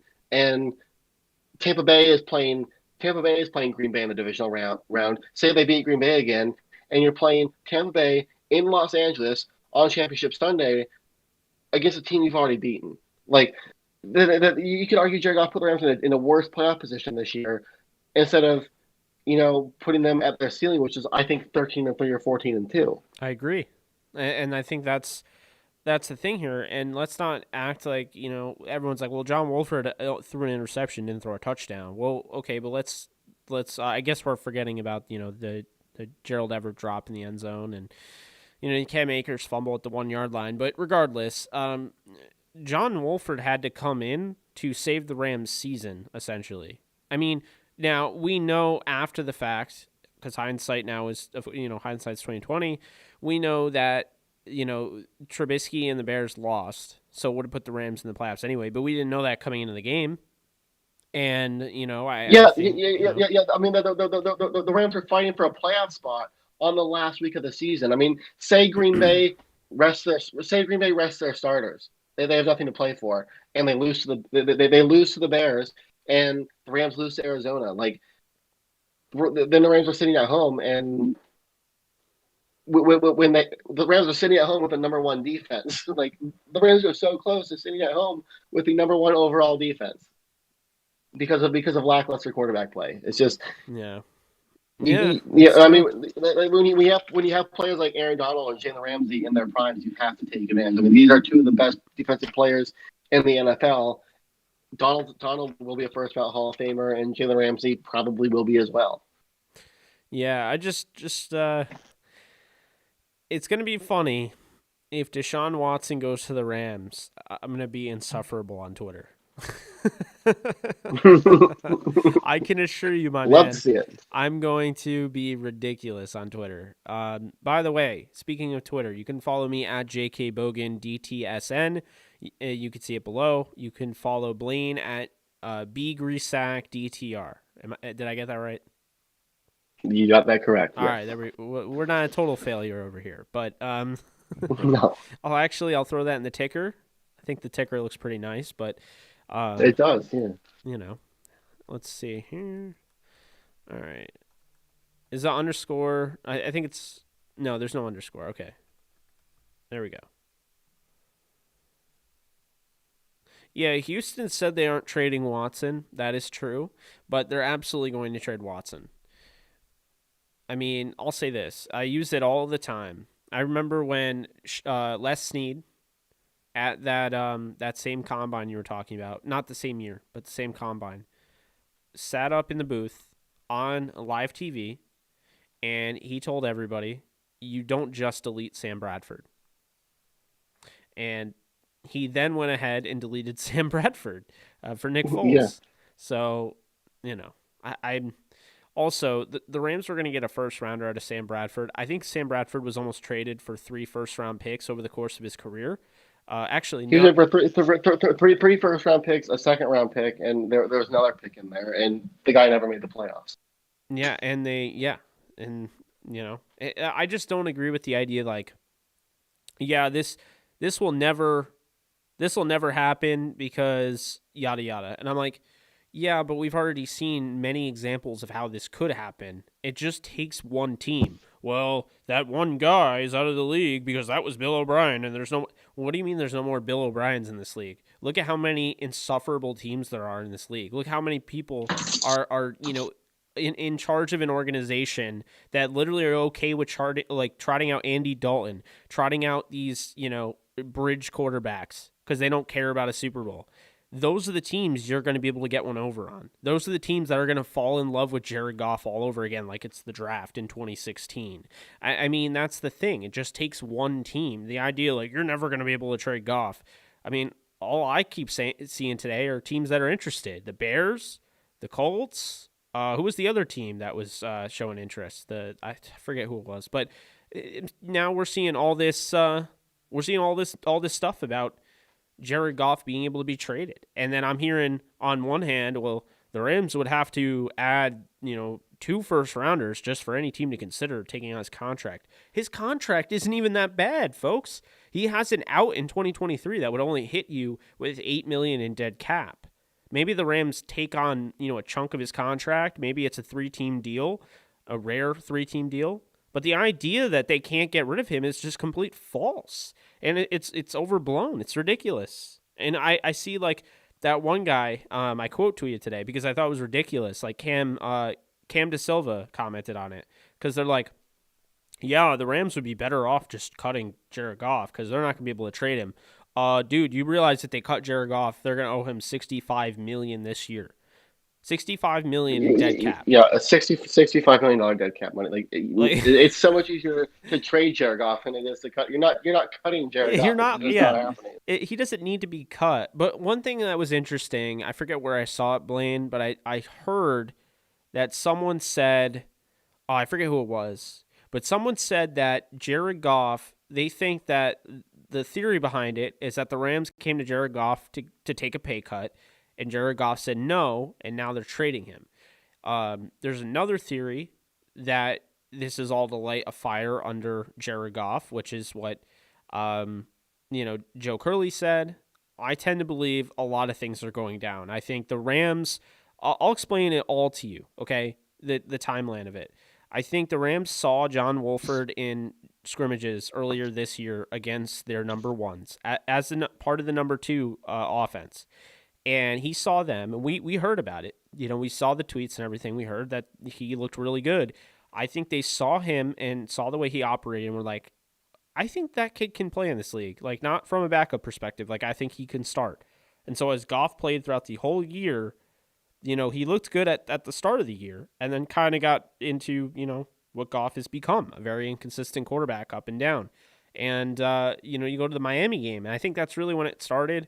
Me, you're like, you were telling me, you're like, I don't sit, a quarterback that I'm paying that much money to. But that was, Blaine, if you remember the week, it was week 11 of Miami, that game started it all because that was the first week in the history of Goff's tenure with the Rams that Sean McVay was asked straight up, did you consider benching Jared Goff for his poor performance?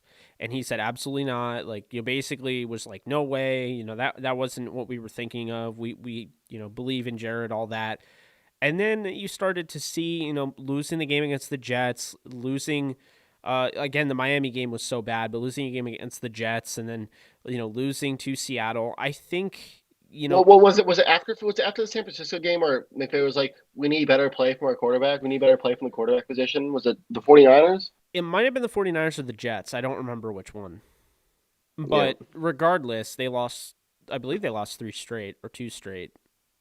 Yeah, that was the first time that I've ever McVay's such a I need to put our players in better position to win and blah blah, blah. That was the first time that I had ever heard him say we need better play from position X. And I think that was important for him to say. You hold him accountable, and then he Goff breaks his thumb, and it's like right from there, you started to see it. Wolford comes in. He throws an interception on his first play. I wasn't too worried. Brett Favre threw an interception on his first throw in the NFL. So I wasn't too worried. He comes back in. The next drive, he didn't look all that great. The third drive, he really started to settle in. He ran a little bit, got himself focused, and then he looked good. I think he looked really good, and I don't think the stats show how well Wolford ultimately played. And I think, for people saying, well, you can't say the Cardinals, Jared Goff always destroys the Cardinals. Yeah, but that was a playoff game. That was a straight up playoff game. That was the Cardinals fighting to make the playoffs. If they win, they're in. If they lose, they're out. So the idea where, well, there was so much pressure for that start. For Wolford loses that game and potentially the Rams don't make the playoffs. That's not Sam Bradford or Jared Goff walking in their rookie season week 1 and okay, here we go. Yeah.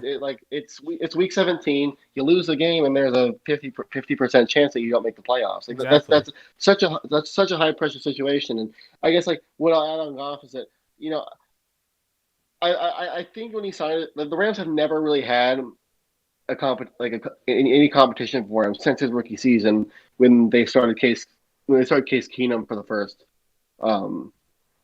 9 weeks of the season. They haven't had that competition for him, and then they sign him to that large extent. I think Goff got complacent, and McVay did, I think, a smart thing by calling him out because I mean, you have somebody like Jim Nagy in Chicago who everybody knows, Matt Nagy. yeah, I'm terrible with names. Matt Nagy. When Matt Nagy, looks like everybody knows Mr. Trubisky is the issue. Everybody knows Nick Foles not playing well is the issue. When the Jaguars had Blake Bortles and they had that sick defense, everybody knew Blake Bortles was the issue, and these teams just refused to do anything about the quarterback position, Yeah. and they refused to call it out. And I think it was very smart to call for McVay to call Goff out. And I think it's smart for him now to say, if it's smart now for Snead to say if we don't trade Goff, that's plan A. If we don't, plan B is to have an open competition. Like Jared Goff's for McVay to say, we're evaluating every position. No starting spot is guaranteed, even though Jalen Ramsey's starting, Aaron Donald's starting. Like McVay is not questioning their starting roles by any stretch. For him Yeah. to say that about the quarterback position, though, nothing's guaranteed for Jared Goff, and if Rams are stuck with him, hopefully they get Jared Goff that is focused, is working harder, and maybe he goes back to the 2017 or 2018 level. But I think he just got complacent, and it really hurt his level of play. I mean, I think so too. I think a lot of things, it's not just Goff. I mean, I don't think first off, I kind of tend to believe that he wouldn't have taken the pay cut. I tend to believe that Jared Goff, mouthing off to, Mike Silver after the game complaining, I think that's definitely concerning. The first time he sees some sort of, pressure, some sort of competition, and that's what he does. Not the best, but at the same time, I just think it's all been kind of mounting up to this point. The Miami game of the timeline, then the Seattle game, Wolford comes in, leads this team to the playoffs. No one's been talking about Jared Goff in the light Wolford was talked about by his teammates. You look at Aaron Donald saying he was beating me to the film room. He's outworking me. You talk about Van Jefferson and Robert Woods coming out and saying he's staying after practice with us and getting why is QB1 not doing that? So I think a lot of that started to happen. Plus, I think McVay realized I've been dealing with this non-mobility for a while. I've had Jared's back. I've developed him. And I said this, and Justin Orsick was talking, a friend of mine on Twitter. I think you know who he is. He was talking to Mike Silver, and Silver said, it's McVay's job to develop him. And that's where I stop people, because if you believe that, the head coach, Sean McVay, his job is to babysit Jared Goff, hold his hand, and make sure he succeeds in the league, then you're just wrong and you don't understand how a head coach is. That's the quarterback coach's job, and that's not even the quarterback coach's job, because his job is to coach all the quarterbacks in the room. There's not a job out there that is in the NFL. There's not a position that says focus on Jared Goff, focus on your number one quarterback, and develop him. And so I think McVay, first off, has already done that. He turned him into almost on the cusp of being a great quarterback from the absolute abysmal performance he had in 2016 that we never talk about. So that's the first thing. The second thing is, at some point or another, McVay wants to get more into head coaching. He's been trying to be this offensive guy, but you saw it when he added Brandon Staley and he added Thomas Brown. Our friend Jordan Rodriguez reported it. He wanted guys that were going to challenge him on things. He's trying to grow. He's trying to get better. And so he's getting more involved in the defense. Those are the types of guys that he's hiring. So this idea that Sean McVay is just supposed to basically chaperone Jared Goff is just completely wrong. And I understand, again, Mike Silver is a fan of Goff's. They're friends. He went to Cal. They both went to Cal. I get it. But that's not his job. It never has been his job. It's part of the job. It's one of the things. So, for instance, if you have a job as, say, an office assistant or something like that, your job may be to order, coffee for the office. So just because you're ordering coffee for the office doesn't mean you're the coffee, the office coffee order. You know what I mean? You do other things. And so, yes, one of the things that, Sean McVay was supposed to do is help Goff, but that's not his number one job. And I think people just forget it's lost on people. Yeah. I mean, honestly, like Goff going to Mike Silver was honestly such a Jeff Fisher move, and it was something Jeff Fisher did in his last year with the Rams, and it didn't sit well with me, and Jared Goff, I mean, it doesn't sit with me well either because the Rams have treated him so well. And I mean, like you said, it's not McVay's job to hold Jared Goff's hand anymore. I mean, in year one, yeah, I mean, Jared Goff's in his second year. He had a terrible rookie season, so he's basically a rookie. Yeah, I mean, hold his hand a little bit, but this he's in year four now of McVay, or he'll be going into year five of McVay's system. Like it's time to take what you did in those first 2 years where McVay was holding your hand and build off of that. And you have those first 2 years where McVay was holding his hand, and the 2 years after that now, it's Goff just hasn't developed. Yeah. I mean, And he hasn't. that's on Goff. Like that's not McVay. I mean, it's the same offense. Sean McVay's still calling the plays. You still have Cooper Kupp and Robert Woods. I mean, last year the offensive line wasn't good, but this year Pro Football Focus has them in their honorable mentions best offensive line, like basically their third offensive line. I don't think it was that high, but I would say it was definitely top 10. And the offensive line most weeks was really good. Mm. You have the number one defense. Like, what more 20 plus quarterbacks would die to be in the situation that Jared Goff is in, and Goff is just he's not where he needs to be. He's absolutely not. And I think he can get there. I just think McVay might be. It's not that I don't even think McVay is necessarily done with him. I think McVay has his eyes have opened.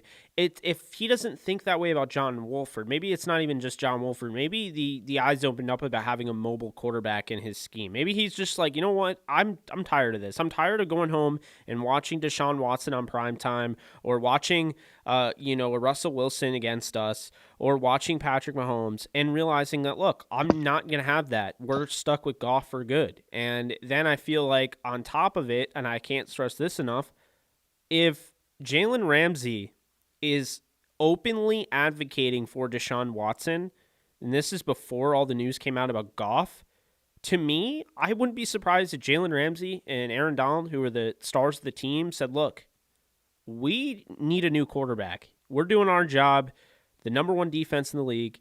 We really, are doing our best we can.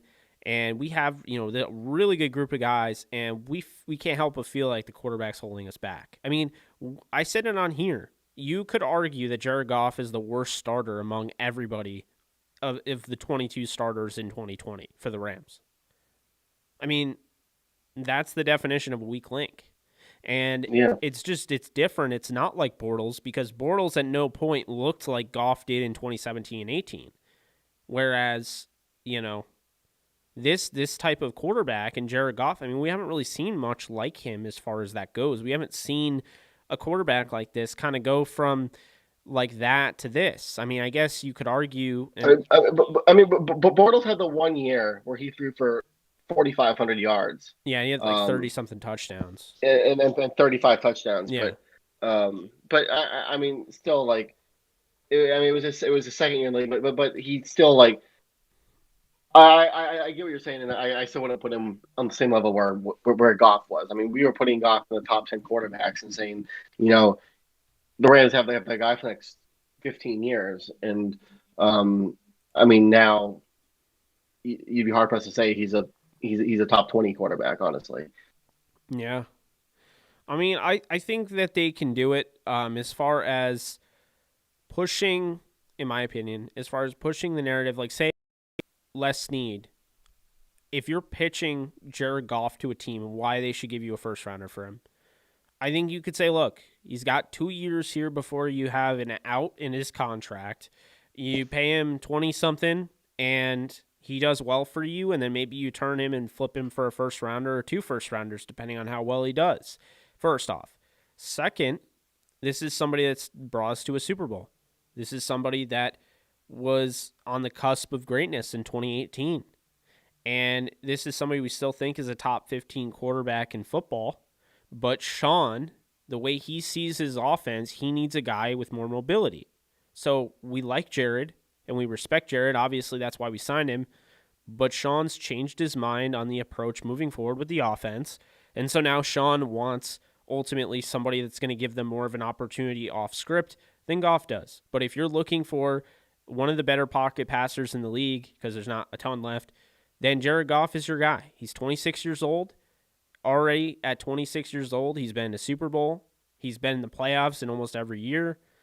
I mean, I think you can pitch, like, that's the thing. You can pitch Jared Goff to teams where I think, like the Colts, for instance, it might be a little weird because Chris Ballard, and I don't know if he would do it, but you can make the argument the Colts had Phillip Rivers. And at the end of the day, I think Goff has been better than Phillip Rivers over the last 3-4 years, you could argue. And I think that, the Colts might sign up for the Goff thing for 2 years, and Ballard might, be a mad scientist in a lab and be like, look, we have our guy Frank Reich build him up. It's not saying that we believe that Sean McVay didn't do a good job. It's more so we believe that Sean McVay may have given up on him in a sense, that he was just tired of bailing him out, whereas Frank Reich has done so much. Look at Wentz and Foles in Seattle, or Philly in 2017. Look at what he did with Jacoby Brissett. I thought last year with Brissett, you were really starting to see something special. He was looking good, and then he hurts his knee, and the Steelers game isn't the same. And then this year, what he got out of Phillip Rivers in his last season was impressive. So, I mean, I think you have to look at that. He could be huge for Goff. And then on top of that, you talk about, moving him into that realm where you could trade him for 2 first-rounders, or you have your franchise quarterback. And that's even bigger. And to be honest with you, if he works out, then that they don't need to move him. And another thing, I'll say this, is that Jared Goff, if he works out and they don't have to move him, that contract all of a sudden is a bargain now. Because at 35 or whatever million a year, that's not a bad deal because of what's coming up and for that value. So say Goff throws for 4,000 plus yards and he goes in the 30 touchdown range, and he's going 30-13, right? 30 touchdowns, 13 interceptions, isn't turning the ball over as much because they built the offensive line around him. They have a young running back in Jonathan Taylor. They have a young receiver that he's been able to develop a rapport with Michael Pittman Jr. And then, they have a defense coached by Matt Eberflus that has all sorts of guys on that side of the ball. Then honestly, you're looking at it, and the Colts found their franchise quarterback. So I think that's an argument. I don't see the fit at all for the Bears, but as a Rams fan, I would obviously hope that the Bears would take him on. I could see the Panthers, although I think any trade would have to start with Teddy Bridgewater, and the Rams, I don't think would want Teddy Bridgewater, not the dollar amount that he's at. You could argue Denver, maybe. You could argue the Jets. It's been argued before, but I think the Colts, it all comes down to the Colts and the Bears, and I think the Colts are by far the best fit for Jared Goff. Yeah, I think so as well. Oh, we have breaking news. The Rams have just acquired Matt Stafford. No. No. Yep. Oh, wow. Wow. The Rams, 2 future first-round picks, a third-round pick, Jared Goff per sources. Wow. That is wow. We have breaking news. Everyone, we have breaking news. Breaking news on the show. Matthew Stafford is a Los Angeles Ram. Jared Goff is going to the Detroit Lions. Oh my God, Blaine. Hold on, I got to get something up. I cannot believe Les Snead gave. I think they overpaid 2 first-round picks for a 32-year-old quarterback. Wow. Les Snead's doing his guy Brad Holmes a favor. Oh my God, that's incredible. I'm pretty hyped. I'm not gonna lie. I'm super hyped. Wow. Just wow. You talk about it. I'm gonna get a thing up, and we're gonna change the name of this, and I might be going a lot longer than I expected. All right. No, I'm just I'm in shock. Don't get me wrong. I love the deal. I'll rephrase that. I love that the Rams get Matthew Stafford. I mean, I broke it down this morning on my Twitter page. I mean, the things that Stafford can do. There was a play against the Bears last year where Stafford has 3 guys underneath wide open, and he has a tight end kind of going over towards the post, towards the corner of the end zone, and Stafford basically reads the defense. He's he's a high IQ quarterback in the sense where like he threw the tight end open because he understood the coverage where the safety and or the quarterback had to release the wide receiver down the middle to the safeties that would release the tight end to the corner and be open. If that makes sense without having the actual play to explain it. He's such an improvement over Goff. Where like this, if Matthew Stafford is Rams quarterback this year, I think they're in the Super Bowl, if not at least the NFC Championship game. Um, I mean, the Rams don't go 10-6 with Matthew Stafford. Yeah, this is quite the thing here. Wow. I can't believe I just broke. I can't believe I just broke at 10 o'clock on a Saturday night. Like what? And I can't believe the Rams gave up 2 first round picks, like 2 first round picks and a third. Like I get that the Rams are obviously going all in. The Rams are obviously going all in for a championship, but to give up 2 future 1st round picks and a 3rd round pick, I mean I get the Goff contract and everything. Like it's huge for the Lions to take that on, but Matthew Stafford is also 32 years old. Like he's not young by any means. Um, I think just going 2 first round picks is. I like Matthew Stafford the player. I don't like this. I don't like the price that we paid to get him. I guess I think you could have. I think one first. The Lions didn't really have a lot of leverage in this. I mean, Stafford and the Lions mutually agreed that he was going to get traded. Like I think you could have gotten the Lions didn't have a lot of leverage here. I think you could have gotten him for a little bit for a lot lower. I think maybe one first and maybe a third, but 2 first round picks. Well, what I'm thinking here, and it's very interesting. Les Snead's job is going to be attached. Les Snead's job relies on this trade working out. Yeah. Like this isn't giving up a 1st round pick to get Brandon Cooks. Like Brandon Cooks was still young in his 20s. This isn't giving up 2 1st round picks to get.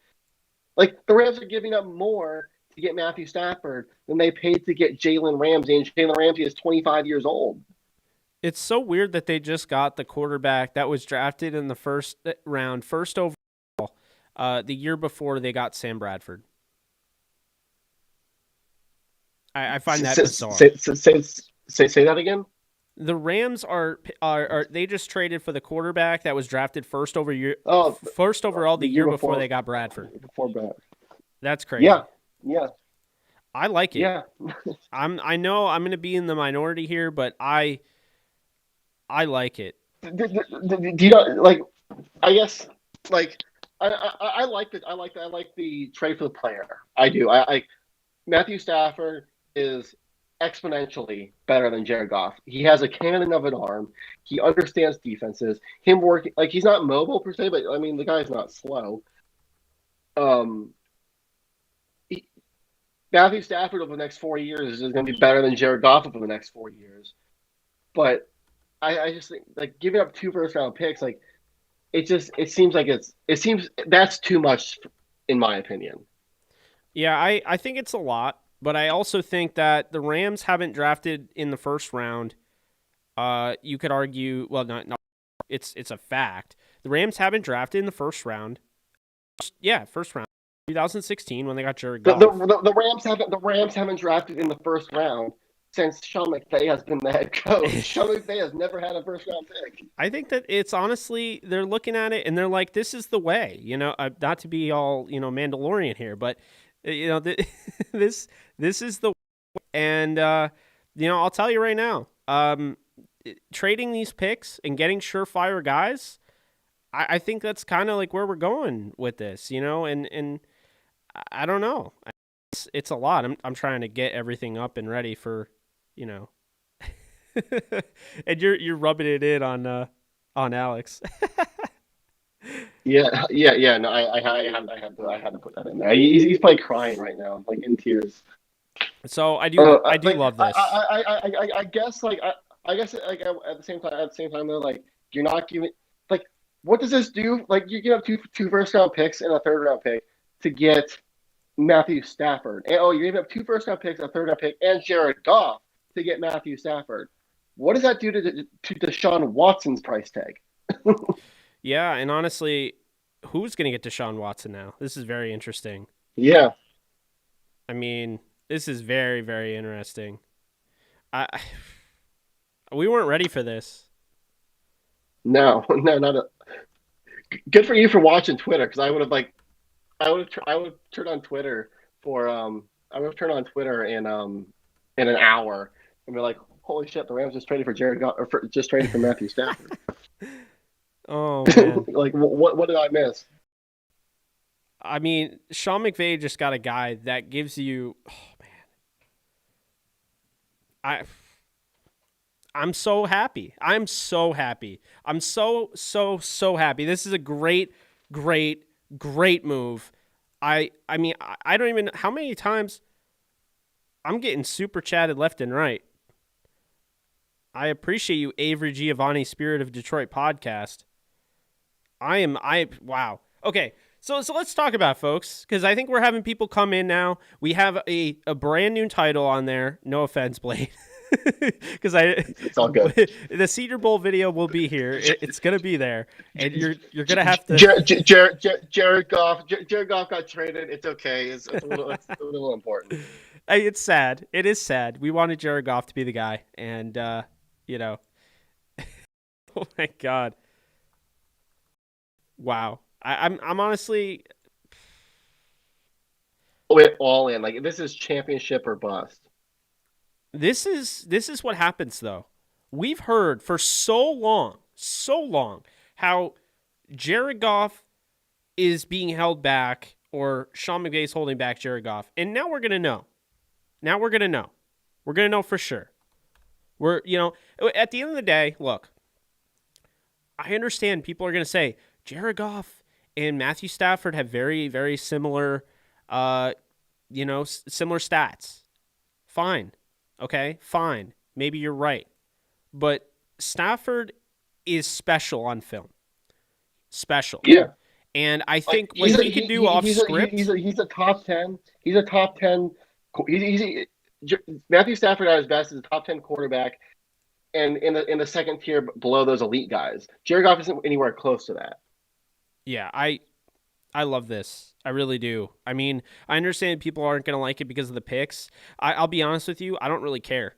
I mean, screw the picks. For real. Screw them. You kept your second rounder. If the Rams win a Super Bowl, the picks don't matter. No, the picks do not matter. They don't. If you win a Super Bowl, they don't matter. And this is coming from somebody that is obsessed with the NFL draft. This is like obsessed. And so this idea that, this trade is a complete bust, I can't, and there's a lot of people that are going to say, well, Stafford and Goff are one and the same. They're not. They're absolutely not. They're not one and the same. Also, another thing, Stafford's escapability is very underrated. Stafford is way better than Jared Goff. Way better. I said Stafford, coming into the year, was my 7th overall quarterback in the NFL. And I stick by it. And I think now with Sean McVay, he can shoot up in the top 5. This is somebody that's going to realize his full potential. I know it sounds weird at 32, but look, who's he been around? His best offensive mind has been Jim Bob Cooter. So, look, okay, Stafford comes here. He's got Cam Akers. He's got Darrell Henderson. I don't know what I'm saying. Cam Akers. Jake, who has been Matthew Stafford's most productive running back? Well, he hasn't really had one. Reggie Bush. Reggie Bush in 2013. Reggie Bush. Like, I mean, this is awesome. This really is. And I'm getting so many donations, so I appreciate y'all. It's just, I'm in my feels right now. I mean, I wanted to have more of a prepared live stream, and it's a bummer that I can't, but I mean, regardless, hey, we got, this is a fat live stream. We got some great content from Blaine, here on the Senior Bowl, and then we talked long enough. I mean, we're at the 2-hour mark now, over the 2-hour mark, and because we waited, we get the Matthew Stafford news, and it's huge. And now all of a sudden we've gone from, going around the 60 view mark, Blaine. To now we're at 171 and counting because I'm going to Oh share my this gosh. around. So it's going to blow Oh up. wow. And I changed the title to Breaking Rams Have Acquired Matthew Stafford. And I think it's a big deal, and I think it's a huge deal. And ultimately, this is a Super Bowl team now. I think this is the favorite in the Super Bowl hasn't even started, and I think the Rams are already the favorite next year for the end. And they're going to lose John Johnson. They're going to lose Leonard Floyd. But one thing I'll say, the Rams may have given up a lot of picks so they would take on Goff's contract in a way that the Rams may not have to eat a lot of it. It's going to be interesting. Yeah. I want to see how this looks. I pretty much was at the point where I was like, it's either going to be Stafford or it's going to be Watson. It's going to be a big splash. Either way, they're going to get one of them. And I felt like, it's going to be crazy. It's awesome. We literally broke it on air for most of these people that weren't paying attention. And I'm going to give credit where credit's due. I didn't see it on Twitter, Blaine. I got a message before I even got the Twitter notification from Alexis Oh Kraft. wow. So Oh Alexis, shout out to you, wow. and everyone go Shout out Alexis. go give a sub to Alexis Kraft on on YouTube. I'm all out of sorts, Blaine. You'll have to take it from here. I got to share this around. Let's get more people in here. Do you have anywhere to be? We can keep going on this. I thankfully I don't have anywhere to be tonight. Thankfully, yeah, no, I'm here till. I'm here till the end, Jake. I'll ride this through. We're going to the moon tonight. I like it. We are We're going to the moon. moon. We're doing what Yeah, we're going to Doge the moon. hasn't done yet. Yeah, yeah, exactly. No, like I just don't like the price. I think one first round pick should have gotten it done. But like I said, like you're not going to be talking about picks if you win a Super Bowl. Nobody's talking about it. Like, and let's be honest, like these picks aren't going to be top 10 picks. Like the Rams aren't giving Detroit picks inside the top 10. These aren't valuable first round picks. These are picks that are going to be in the 20s minimally. And at that point, those might as well be just high second round picks. I mean, those picks, it's very difficult. It's a lot more difficult to hit on a player in the 20 to 32 range in the first round than it is to hit on a player inside the top 10. The player level is obviously a lot different. So there's that to take into account. But I just think one first round pick could have gotten it done just because the Lions and Stafford had previously mutually agreed to a trade. The Lions had no leverage in this. Unless like you said, Jake, unless the Lions are taking on part of Jared Goff's contract that opens things up financially for the Rams in some ridiculous way that they can be players in free agency this year, then I don't see how giving up 2 first round picks makes sense. I mean, you're giving up the Rams gave up 2 first round picks to get Jalen Ramsey, and like I said, he's 25 years old and an elite defensive, probably the best cornerback in the NFL, and you just gave up 2 first round picks, a third round pick, and Jared Goff. I mean, Matthew Stafford is a great quarterback. He's a top 10 quarterback. He will be a top 10 quarterback in this offense. And that could be enough to get McVay over the hump and win a Super Bowl. Which, if that's the case, none of this matters. But at the same time, like that's just such a hefty price tag where Les Snead's job is tied to this move. If this move does not work out, Les Snead will be out of a job. McVay will probably be out of a job if this moves. Like their jobs are tied to this trade. It's championship or bust. Like this is it. Yeah, If the Rams do not win, if the Rams do not win a Super Bowl within the next 2 to 3 years, Stan Kroenke can look at this move and say, "You guys traded our 25-year-old quarterback who took us to Super Bowl and to the playoffs in this many years, in 3 times in 4 years, for a 32-year-old quarterback, and we didn't win." Like.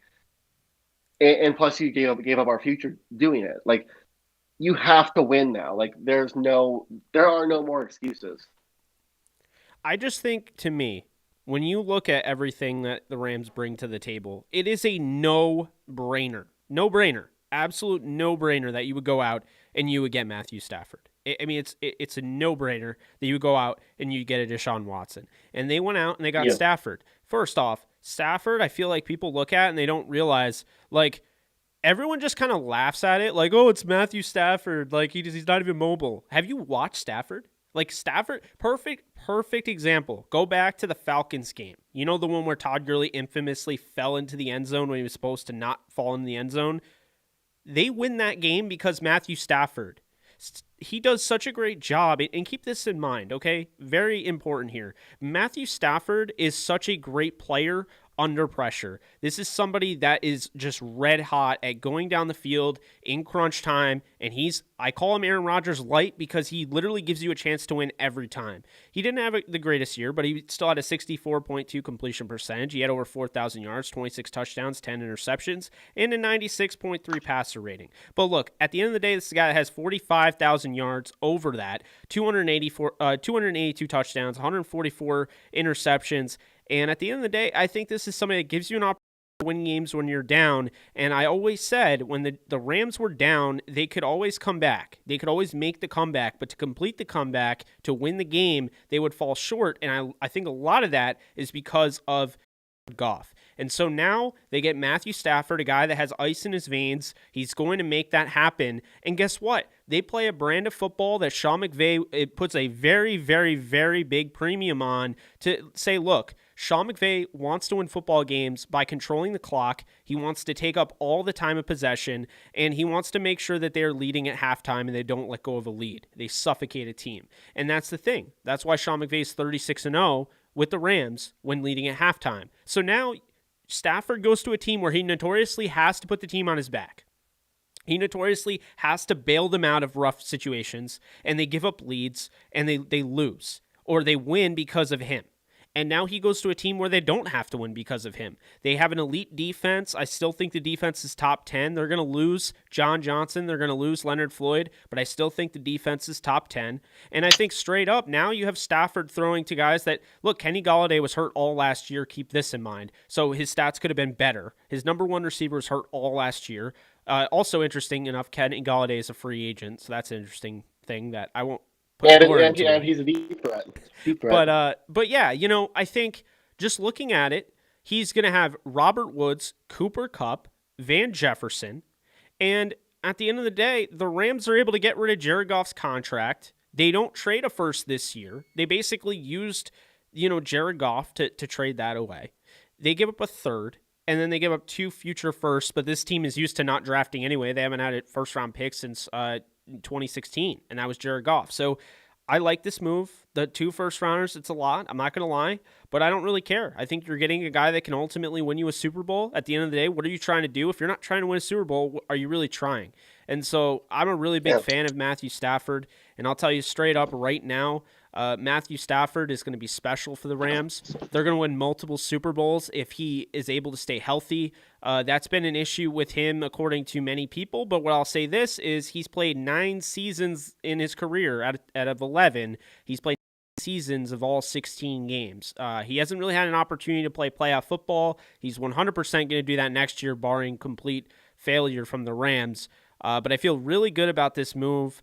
Again, Cam Akers, Henderson, Woods, Van Jefferson, Kupp. You have Tyler Higbee, and then, of course, you have Bryson Hopkins, a top 10 offensive line according to this year, and they're probably going to get better. The defense again. And then you have Sean McVay, who you think Sean McVay, and this is another thing. We were talking about this. Jared Goff, okay, straight up, has been limiting Sean McVay in what he can do. And now you have Matthew Stafford, who literally can do it all on his own. But now he has a system. And we saw Aaron Rodgers is the perfect example. I think he's the GOAT.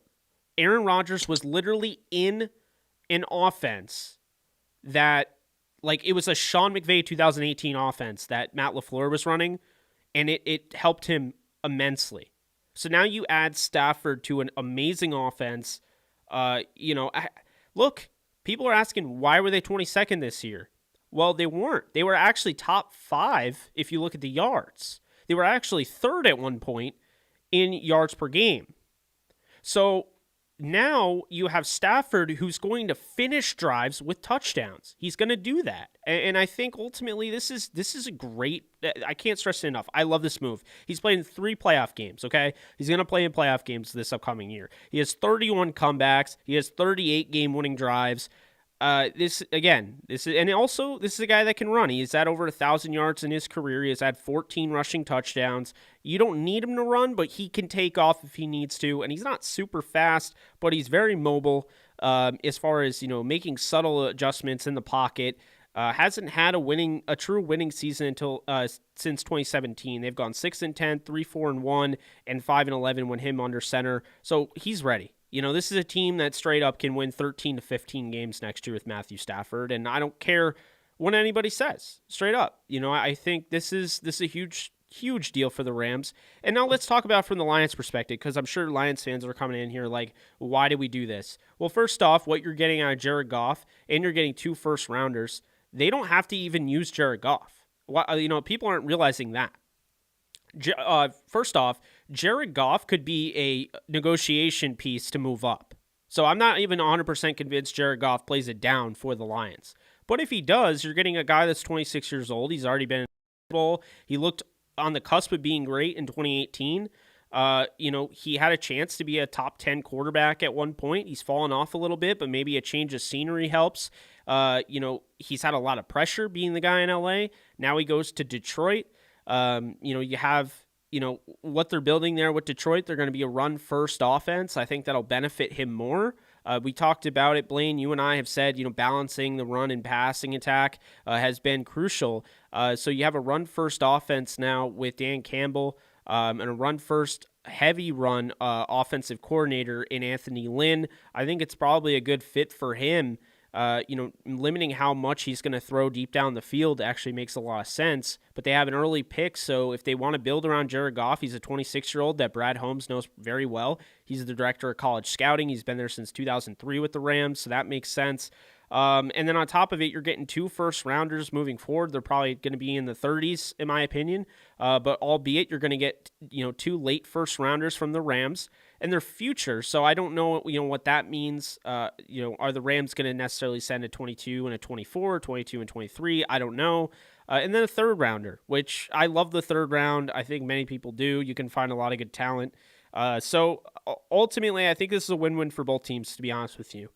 Stafford, of course, the Lions were done with, and Stafford was done with the Lions. It makes a lot of sense. So that's where I'm at on that.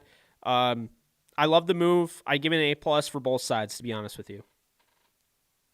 Jake, well, let me just ask you this. So presumably, we heard the rumors about San Francisco also being interested in Stafford. How much of the Rams giving up that second first-round pick do you think was the 49ers also being involved? I mean, the last thing you wanted, obviously, if you're the Rams, is for the 49ers to get Matthew Stafford and have to, Stafford arguably makes the 49ers immensely better and makes them a huge competitor in the division, more so than Jimmy G does, obviously. So how much do you think this was the Rams having to outbid San Francisco and working that much harder to outbid their main division rival in San Francisco?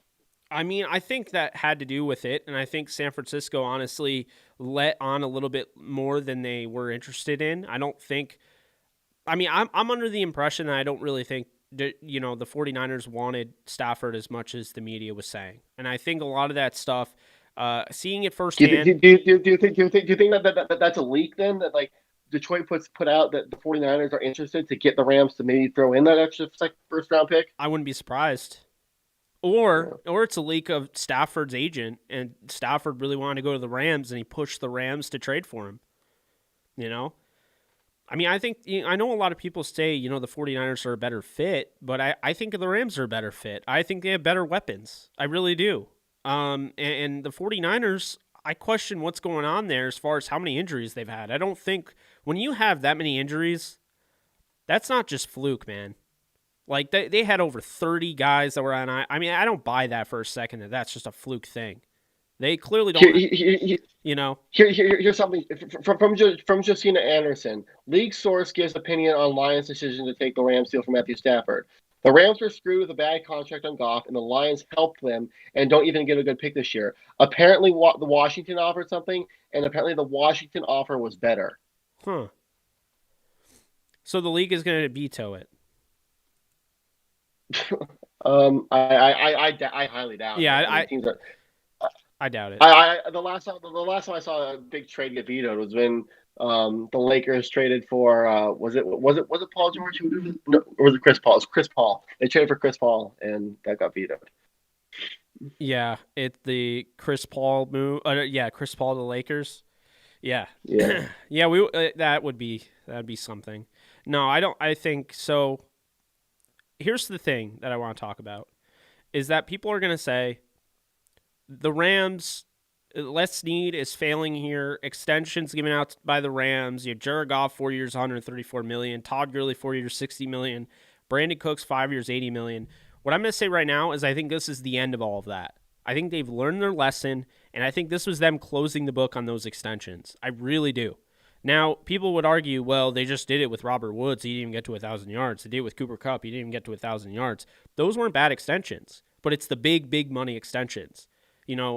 That I think they're done with that. I really do. Unless they get like you have a Patrick Mahomes type of talent or somebody like Donald. I think they're done with those extensions. I think they want to build around a nucleus of Matthew Stafford, Jalen Ramsey, and Aaron Donald. That's where I'm at right now. I think, obviously Cooper Kupp and Robert Woods are going to be around for a long time. They have Van Jefferson for another 3 years until, his rookie deal is up. And, they have a lot of, really good players. They are going to have to fill those spots. But ultimately, I just think Stafford just makes this such a better team. And keep in mind, you can win when you have a really good offense and not a great defense.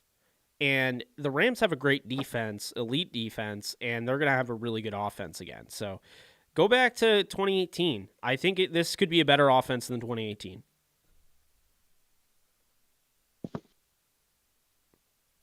So, let's see here. There's a lot going on. So the Rams are trading the 2021 third round pick, 2022 first, and 2023 first. Okay, so it's not future. So those are that. Brad Holmes spent 18 years with the Rams, has first trade GM Les Snead. Rappaport. Is it on, whose feed is this? Is this on Jordan's feed? I'm just seeing it all over. Rappaport saying all over. Okay.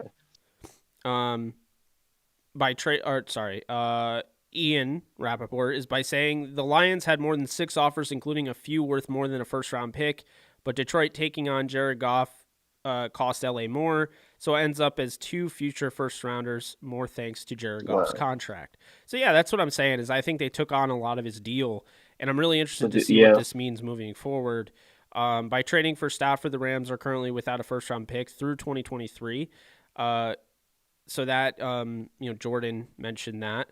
The impression I've got is that because the Rams believe they will stay competitive enough to be drafting late first year after year, they don't see that pick as more valuable than a proven starter, and they don't see a ton of a difference between a low 1 and a high 2. That is what I'm saying. I'm saying it right now. I love that mentality. If you firmly believe, if your goal is to win a Super Bowl every year, you think you're automatically going to be picking at the back end of the first round, and if you don't think it's a huge deal between a high 2 and a low 1, then yes, you take that every single time. Here's the thing. The only thing that I will say about a first-round pick is that you get that fifth-year option. It's why the Ravens traded back into the first round after they had already selected Hayden Hurst back in, I think, the 2017. Yeah, they wanted to get Lamar Jackson on the fifth-year option. It made sense. But I love this move. I can't stress it enough. The Rams, A+. I understand it's a lot of picks. Let me ask you this, Jake. Something nobody's talked about yet. Something nobody's talked about yet. John Wolford, number 9. Matthew Stafford, number 9. who budges? Oh, well, now we're gonna have a quarterback competition. It looks like for the number. What do you do? Like trick throws or something? Nah, I mean I don't know. Is Stafford married to that number? What was he wearing at Georgia? I forget. Was it 9? I'll go there right now. Matthew Stafford, Georgia. It was 7. He's 7. Oh, he can't wear 7 because Bob Waterfield retired. Oh yeah. Yeah. Well, Wolford was wearing 10, I believe. So what do you just go to? Well, no. Who's 10? Kupp's 10. Kupp's 10. Kupp is 10. This is the biggest. This is the most important thing of the entire show. To be honest with you. Because this It is what really people is. are gonna. This is what everyone wants to talk about. What the jersey numbers? What number will Oh Matthew my Stafford God, wear? Blaine, you're not even gonna believe what number John Wolford wore on the Arizona Hotshots. What number? 7. 7. Oh my gosh, that's hilarious. How about at Wake? uh, 10, but that's Cup's 10. number. Oh, it's cup. Oh my, that's yeah. There, it's done. Oh man, I mean, what number? All right, folks, everyone, drop in the comments now. By the way, I love you all, and I'm trying to do my best at composing myself. I want to interact more with the comments, and I've done a really bad job of it. So I'm just letting you guys know that. But what does everyone feel about the Stafford trade? First and foremost, give it a letter grade from A to F. 1. But in that same comment, tell me what number Stafford and Wolford should wear.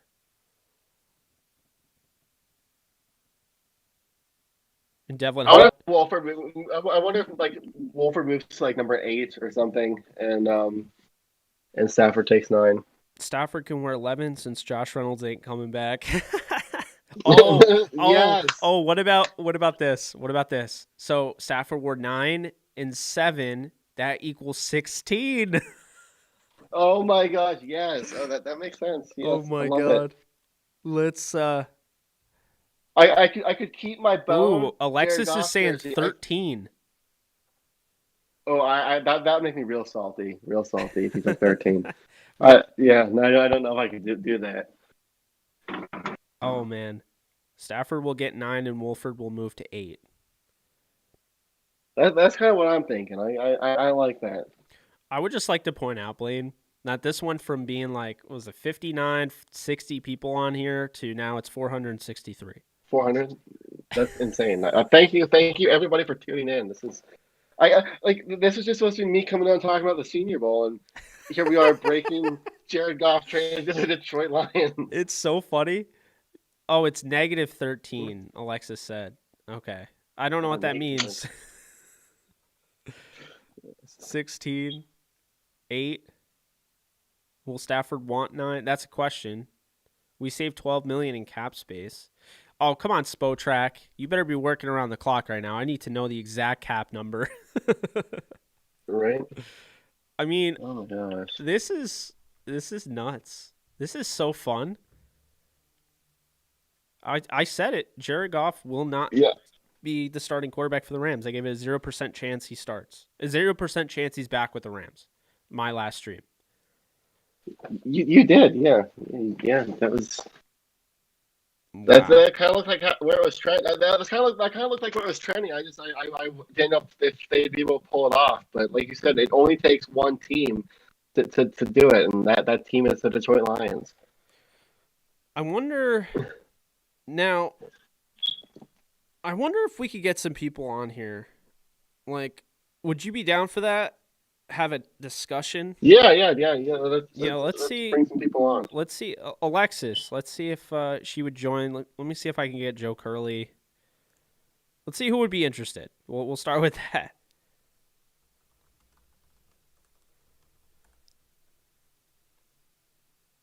Because Alexis is the exact opposite of me. She does not. Okay, so she does want to come on. So she'll give her thoughts. She has opposing thoughts.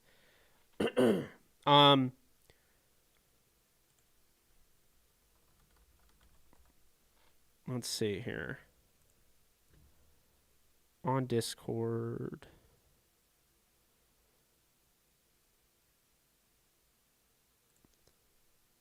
All right, Blaine.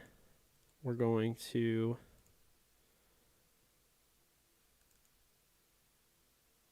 I don't know why I just left your thing.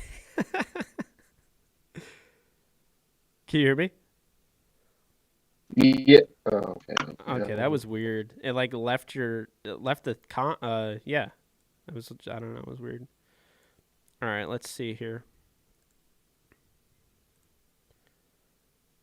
Okay.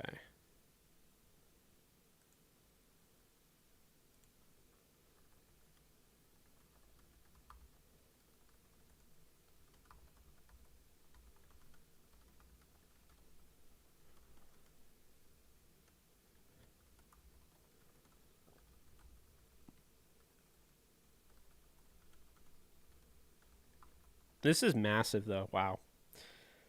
Keep in mind, I started streaming pretty recently.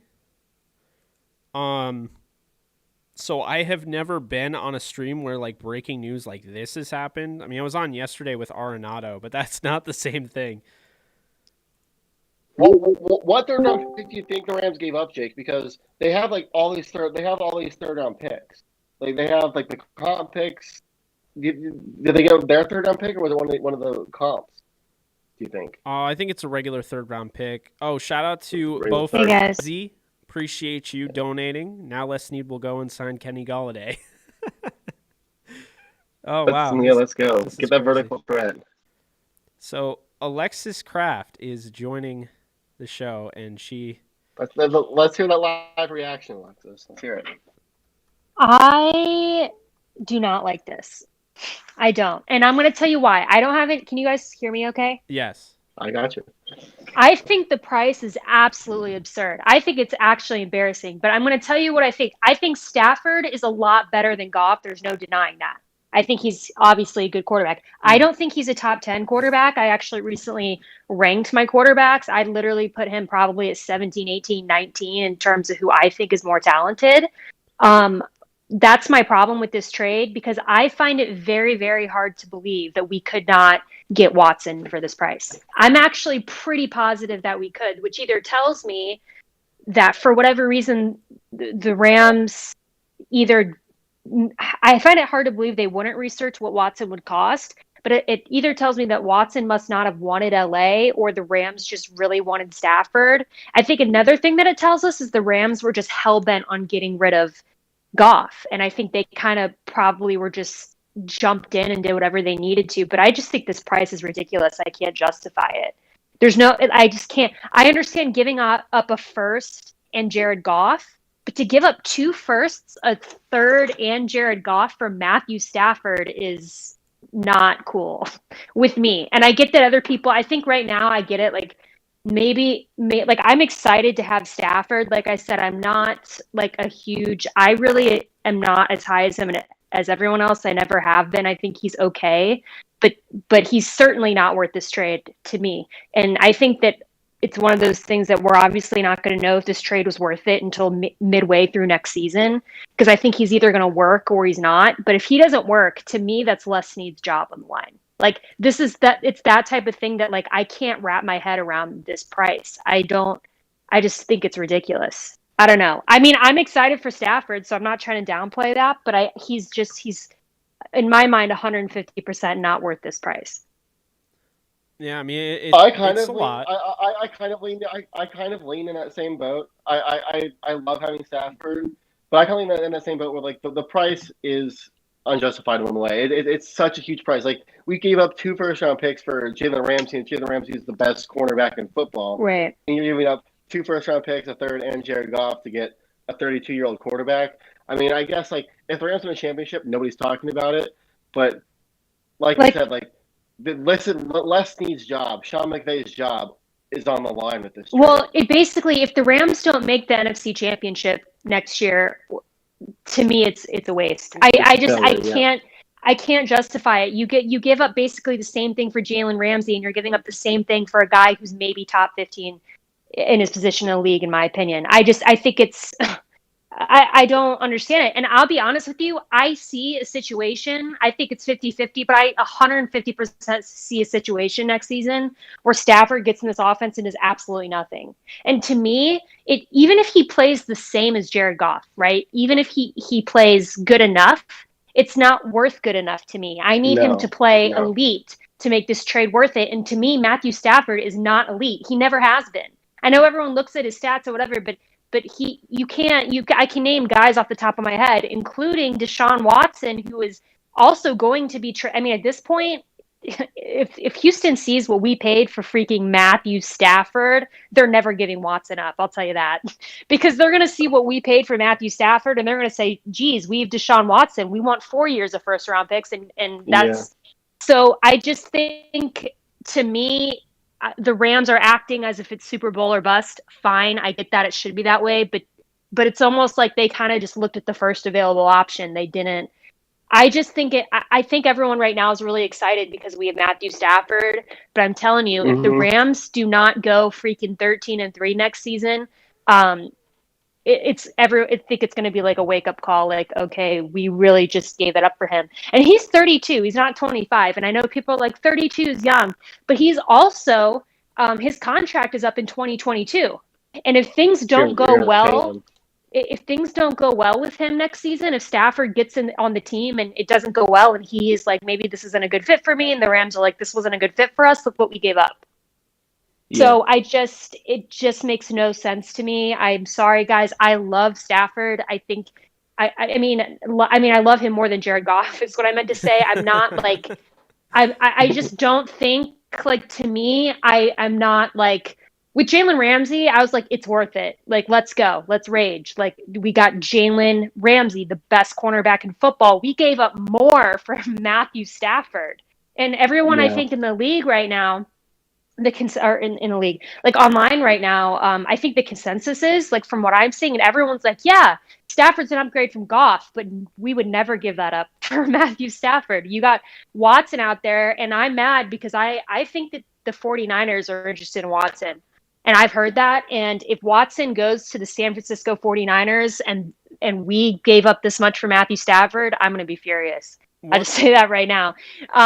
But I just, and regardless if that happens or not, I don't like this trade. I mean, I'm not trying to like rain on everyone's parade. I know a lot of people agree with me. I think that the consensus is Stafford much better than Goff, but the price is not really justifiable. So Yeah, I mean, I think you brought up a really good point. That, like, how much of this was just like, how much of it was just them being impatient and finding a team that how much of this was being impatient and finding that team to take on Goff than it was about actually getting Matthew Stafford. But Right. something interesting from Peter Schrager, he's put out. He says McVay is over the moon, got his guy. You I don't totally believe beat me it. to that. No, I actually just saw that because Peter Schrager said there are No, really fun details to how, why, and when this Rams Lions trade went down. McVay fell in love with Stafford. That's what you need to know when you start analyzing picks and compensation, whatever else. McVay zeroed in, and front office made sure he got his guy. So that, to me, that tells me that, McVay, obviously I think he would have liked Watson, but I think ultimately this is somebody that he fell in love with Stafford, and I gotta say, I think I trust Sean McVay in this regard, and I'll say this, he is not. Okay, so what I'll say is that Stafford is not a superstar as far as like the way Watson can be right now, right? We're talking about him in the vein of him being a really, really good quarterback, top 7. But now you bring him to Sean McVay's offense. Now you give him the weapons, you give him the offensive line, you give him the defense, and I think he's going to be top 5 this year, folks. I wouldn't be surprised if he wins the MVP with the Rams. okay, that's not going to happen, but I'll tell you this. He has to. I'm telling you, he has to perform top 5. It's not even like, oh, I think he's going to perform. Like, he has to. There is no choice or this trade wasn't worth it. Like, if you're giving up this much for a guy and he goes out there and barely surpasses top 10, to me, it's not worth it. I would have rather have kept Goff and Wolford and had to compete and either drafted a guy late this year or drafted somebody in 2022 than I would give up all these picks for a guy who's going to go out and play as Stafford has his whole career, which is above average in my opinion. I can't like if Stafford doesn't go out there next season and is not only like statistically I test every test you want to put to a quarterback, a top 5 quarterback, then it's a lost trade in my mind. And I don't see Stafford being a guy that I even want the Rams to sign long term. Like I don't know. And maybe I'm in the wrong. I hope I'm in the wrong. I hope he goes out and wins us a Super Bowl. If he wins us a Super Bowl, whether he stays or not, you could argue it's worth it. But I don't see it happening. I mean, I don't know. It's just not registering in my brain like that. But again, all we can focus on now is he's better than Goff by a lot. So that is a positive. I mean, he is better than Goff, and this season is a very much things are on the line for a lot of people. I think for seeing McVay for this season, like I said, I think if Stafford goes out and doesn't perform really well, then it's gonna not be worth it, and I think people are gonna be really upset. there's only 12 seasons in which, 12 different times in which a quarterback has thrown for over 5,000 yards in a season. 5 of those have been Drew Brees. But one of those has been Matthew Stafford, and he had another season which he's done twice where he threw for 4,967 yards. Stafford's somebody that he shows you, hey, he can throw over 5,000 yards if needed, but this is not an offense where he's needed to do that. And this isn't even a team where he's needed to do that. So at the end of the day, I think he's 100%, a great fit. I don't worry about him not being a track star like a Lamar Jackson or Deshaun Watson, because the problem with having mobility, the reason it was so needed is because Goff is a slow processor of the game. So he takes a long time for routes to develop. He'll see there and he'll sit there and watch, and he may have acres open, but he knows, at home, he has to throw the guy open, but he'll just throw it right then and there, and it'll be an incomplete pass, or he'll wait to the last second and get picked off. And the thing is with Stafford, he has this quick trigger where he just literally, he'll see it, and he's got to rock it. So now you have a guy that, hey, look, we're talking about Goff, and I get it. Like, this guy had arm talent, but his arm talent coming out of Cal was overrated. I'll say that right now. He was not a perfect prospect by any means. He was my number 2 quarterback for sure, but he was not a perfect prospect, and a lot of it got lost on people because there was a little bit of bias. I'm not going to lie. I'm not calling you guys out necessarily, but there was a lot of bias in saying that, in California, you watched the guy at Cal. You were like, all right, I'm a Cal fan. Goff is in California. Things are good. Rams are moving back to LA. But Stafford has shown you time and time again he's consistent. I don't worry about him having a dramatic drop-off because he's consistent. And now he gets the most... I think arguably he has more weapons this year than he's ever had, and you could argue he has one of the greatest receivers to ever play the game in Calvin Johnson, who he threw over 50 touchdowns to in his career. And this is a better team than he's ever had. So now you have Stafford, you have everything around him, and you have the ability. There are things that you'll watch on film where you're like, all right, I'd like him to make that throw, but I know Jared Goff can't make that throw. Or I'd like him to see that guy, but I know Jared Goff doesn't see that guy. Okay, let me just say this. Stafford, for every missed read that Goff has, Stafford sees it. He's a quick processor. He's got a quick trigger. He's got a rocket arm. He can move well in the pocket. He's got outstanding pocket presence. He's clutch as hell. He's tough as hell. Go back and watch the game against the Browns where his shoulder got separated and they're at the goal line on an untimed down to win the game. And Stafford is on the sideline and they're tending to him and there's no time left on the clock. They have an untimed down because of a pass interference call. So Stafford's at the goal line and he basically says straight up, get me the hell back in the game, for lack of a better term that I'm not going to say here. So he comes back in the game with basically one arm, and he throws a touchdown to win the game. And that's the type of guy that you're getting. You're getting a true... And look, I'm not going to lie. Jared Goff is tough as hell. But you're getting Stafford, who literally separated his shoulder in the middle of a game, and to win the game, he throws a touchdown pass to win the game. Dante Culpepper was in, and he was ready to go. And he's like, get back there. I'm winning this game. And that's what he did. And I just think Stafford's shown you. For everyone that questioned, well, is he just a product of Calvin Johnson? No. Look at how he made Marvin Jones look this year. Come on now. Marvin Hall. Golden Tate. I mean, he's made guys look better than they truly are. And so I'll say that right now is that Stafford proved, and he already checked off that box. He wasn't just a product of having, somebody like Calvin Johnson. This is one of the better quarterbacks in all of football, and he's been one of the more underrated quarterbacks in the NFL for the last decade. So the Rams are getting that type of guy, and they're getting him with Sean McVay. And, I mean, Rams fans, this is the dawn of a new era. I don't care if he's 32. Look, back in the day, 32 was old. Now, it's young. Here's why. Aaron Rodgers is 37. He looks like he can play until 45. The guy in the Super Bowl, by the way, Tom Brady, he's 43. He'll be 44 next year. No one suspects that he'll retire. Drew Brees played until 40. Big Ben will play until he's 40. Phillip Rivers just retired. So 32 at the end of the day is really not that old. It's not. And when you look at the contract here, folks, when you look at it, Jared Goff, they're getting him off the books. So they're paying a lot of money here, or they're paying a lot of money to Jared Goff, but at the same time, Now you move him. He was going to be a free agent in 2025 when he turned 31. What's going to happen if you don't get out of that deal? Now you get Stafford, and the Rams right now, they just saved a ton of cap. Spotrac is saying that they're at under. So they just moved $14 million. So now they're under. They're still over the cap, but they're negative $21 million over the cap. And with Stafford here, instead of negative 34, and with Stafford, you now have a base salary this year of $9.5 million. So Stafford is a potential out in after the season, and Stafford's money next season, if the Rams say he falls off a cliff, then the Rams could trade him away and save $20 million in cap and only be a $6 million cap hit. They after June 1st of next year, if they did it, they would save $23 million with only a $3 million cap hit.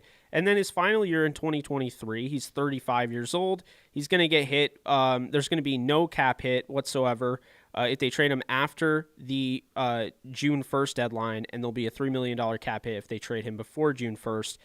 And you have 2023 where he's an unrestricted free agent in 2023. So here's the thing: what the Rams can do here, they have Stafford. They can either make a new contract up and get him under contract long term. Don't be surprised if they try to extend him and fix the cap while they're at it. But if they don't extend him, then it's very simple. Here's what they'll do. Stafford would be 35 after the end of his contract. We've already seen that Stafford at this level can, acquire 2 first-round picks and a third-round pick and Goff. So here's what's going to happen, okay? He's 32 years old.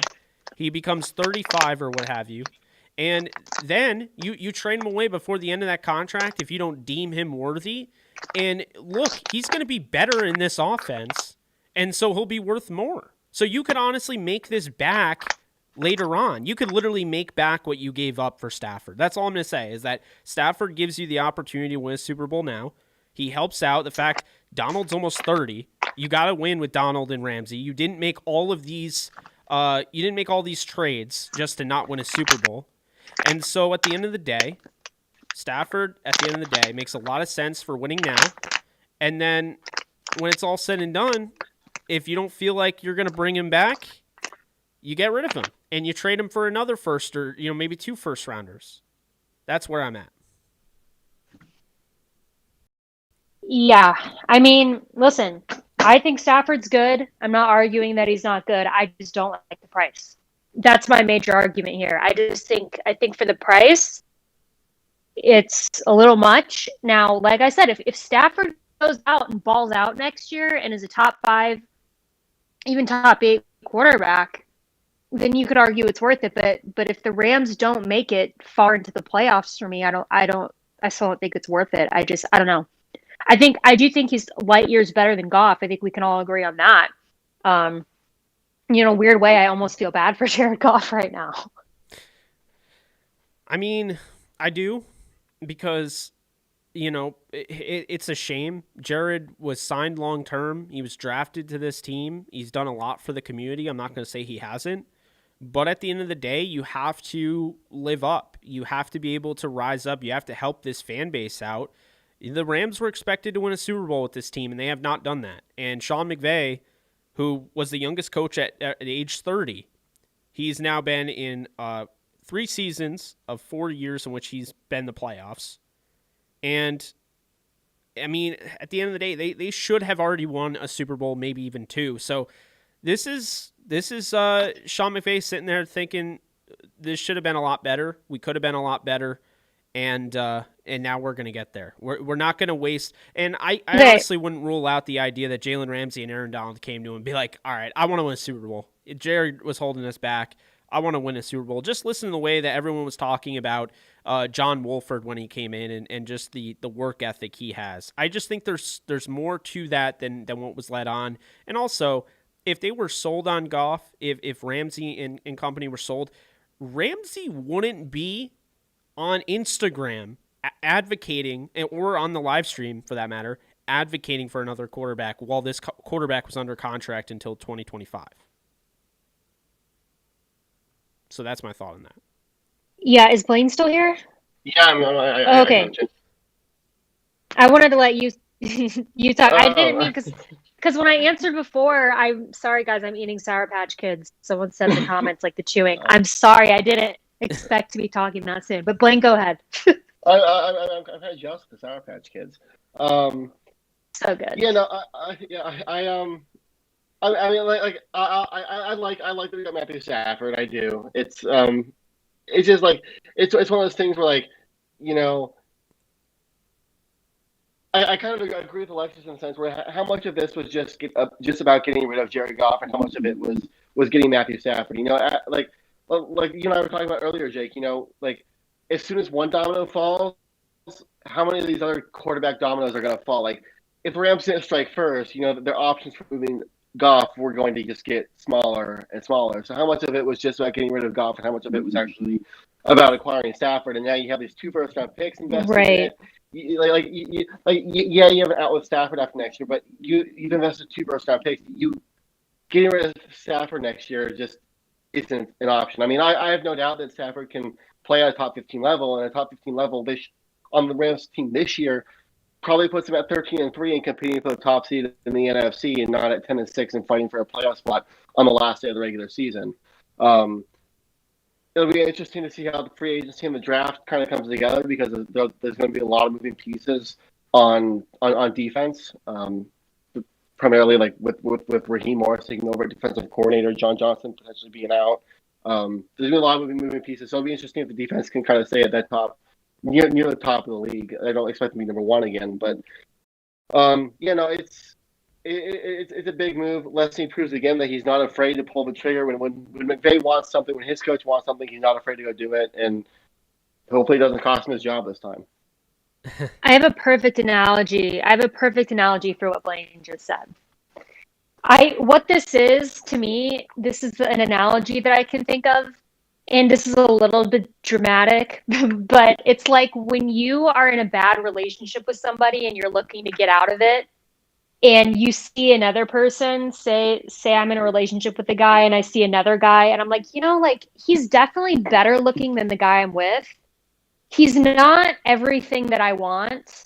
But I'm so desperate to get out of the relationship with this guy that I'm going to go for this guy, because on paper, like, and trust me, this guy is better, right? The new guy is better, but how much am I reasoning towards going for this guy is because I actually like him, or I'm just trying to get away from the guy I'm currently with? Yeah. Which is like what Blaine was saying. It feels like this is, and again, not taking anything away from Matthew Stafford because he is better than Goff by a lot. But it's almost kind of like, well, the relationship obviously between McVay and Goff was deteriorating. It seemed like it reached a point that was not, they weren't able to mend it. They obviously were frustrated with each other for obvious reasons. And it seems a little bit that this is more of a reaction of who can we get other than Goff, and how can we get rid of Goff? That's what it seems like to me, and I think that's part of the reason it's frustrating. Again, I'm not like Stafford is much better than Goff, 150%. Yes, I'm not saying he's not, but I'm just saying that the price that we gave up just feels too hefty. One thing I'll say here when looking at the contracts, it's really interesting. Spotrac is working around the clock, clearly, because they already have Stafford on the Rams. If the Rams say the Rams get a restructure out of Ramsey and Donald. So say they give a restructure out of those two, base restructure, nothing fancy or anything like that. According to Spotrac, the Rams would already be under the cap. So their price tag there, so Ramsey and Donald, the Rams would be at $10 million under the cap. So that quickly they can make that big of a move. And I think that's ultimately what they'll end up doing. Just convert that to bonus money, kick the can down the road. Jalen Ramsey there's no reason Jalen Ramsey and Donald won't finish their career finish their contract with the Rams. There's no reason to assume that. So you kick the can down the road, you offer more guaranteed money down the road. It hurts you. And then, with Rob Havenstein as well, that would save you about $5.1 million. You could also base restructure Andrew Whitworth, which would put you around $15 million. and then you could base restructure Woods. I'm not saying they'll do all this, but you base restructure Woods and Cup, and now it becomes interesting because now you're looking at close to $30 million in free cap, which would allow you to go after, go and retain John Johnson and retain Leonard Floyd if you wanted to. It would give you flexibility. So I think they ultimately by trading Goff, by trading extra picks, they were able to have them take on Goff's contract and allow them some flexibility to basically make things happen. I wouldn't be surprised if Floyd is back. I also wouldn't be surprised if it is with the Chargers with Brandon Staley. Wouldn't be surprised if John Johnson's back now. I think this offers more flexibility than it did before. And I think that's kind of where I'm at on that, is that now more flexibility. We could see something out of this. I'm very interested now what they're going to do. The offseason is nowhere near done for the Rams just because they got their quarterback. There's a lot to be done, and I don't know. I hope everybody's excited as I am. I know not everybody, but I think this is a huge deal, and I think it works more than just the Rams got a quarterback. The Rams, they got a guy that's going to come in and instantly be somebody that doesn't hold back the offense. Because when did you last watch the Rams where Jared Goff, they won because of Jared Goff? Blaine has been saying this to me and Alexis has been saying this to me. The Rams win in spite of Goff. So now they have Stafford and they can win because of Stafford, elevate the level of play. And don't be surprised, folks, if you see another season kind of like similar to Kurt Warner when you saw Steve Breaston and Larry Fitzgerald and Anquan Bolden all go over 1,000 yards on the season. I wouldn't be surprised if you see Kupp, Jefferson, Woods all go over 1,000 and Higbee even consider, come close to 1,000. Plus what they found with Cam Akers and Darrell Henderson, they can both catch out of the backfield. Think about all those passes that Goff missed this year that Stafford's not going to miss. I think it's really important to keep that in mind, but also with that flexibility, they can go out and get maybe a John Ross. And you look at John Ross and what he would do in this offense, the fact that Stafford can throw the deep ball very accurately, very consistently, I think that would make a lot of sense. You can go out, maybe you get another guy on the offensive line. There's flexibility now that they will have because they're going to ultimately move around the cap, and getting Goff off the board, Stafford allows them to do it.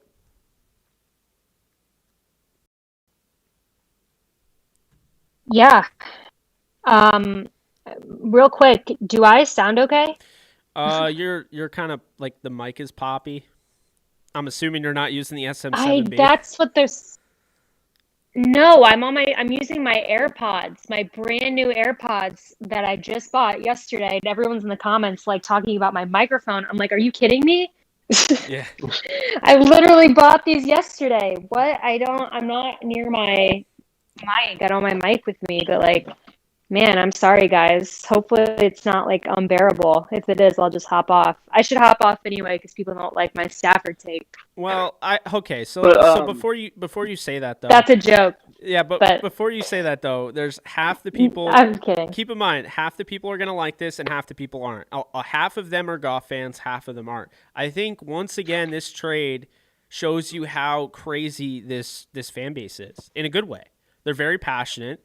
And no matter if you're in St. Louis like Alexis, or you're in Philly like Blaine, or me in New York, or if you're in LA, this is a passionate fan base. This is a fan base that cares very much about their team. And trust me, I tried to do all sorts of videos on other things, and every single comment's like, where's Stafford going to go? Where's Watson going to go? What are the Rams going to do at quarterback? Oh my God. This is a very, very passionate fan base, and I appreciate them. And that's why, Alexis, you're going to have people that are on your side. You're going to have people that are not. I wouldn't be discouraged. Well, no, I'm kidding. I'm more just, I feel bad if my AirPods are bad, because that is a little bit concerning to me because I just bought these yesterday, Jake, as you know. And obviously, I was when never we do a fan podcasts of and stuff, I use on it. Huh? I was never really a huge fan of the mic on them, though. It's okay, but I don't think it's all about the sound. Well, and I guess that's why I feel like maybe I don't know if I'd return them, because I use these for like the sound because I think the sound is really good. And I really don't use the mic for anything professional except for right now because I wasn't planning on coming on this. I don't know my mic, but Yeah. okay. Just for the Sorry moment. guys. I hope it's yeah. So sorry about my AirPods mic. This should be an endorsement for Oh, that not sounds using better. AirPods. Now it sounds better. Yeah, it sounds better. Maybe you're talking way too into them. I don't know. I have no idea, but it sounds better now. I don't. I don't know. Okay, well, thanks. But yeah, I guess for, because I know no one like super cares too much about my personal opinion because I already shared it. So I'll just say that to me, like I think with most trades in the NFL, you really don't know if the trade was worth it until after the next season. And this is no different. Um, so I think that we're going to see what happens next season. Either Stafford's really going to thrive with McVay and this offense, and he's going to light it up, or it's just not going to work. And we're not really going to know if the trade is worth it until we see. So I think all we can do now is, yeah, if you're a Rams fan, I would say be excited. I can understand, like I said, I understand if you're upset about losing those picks. I'm upset too. I'm not a big fan of all that we gave up, but at this point, you have to recognize that we have a quarterback that's better than Jared Goff, and we were losing games because of Jared Goff.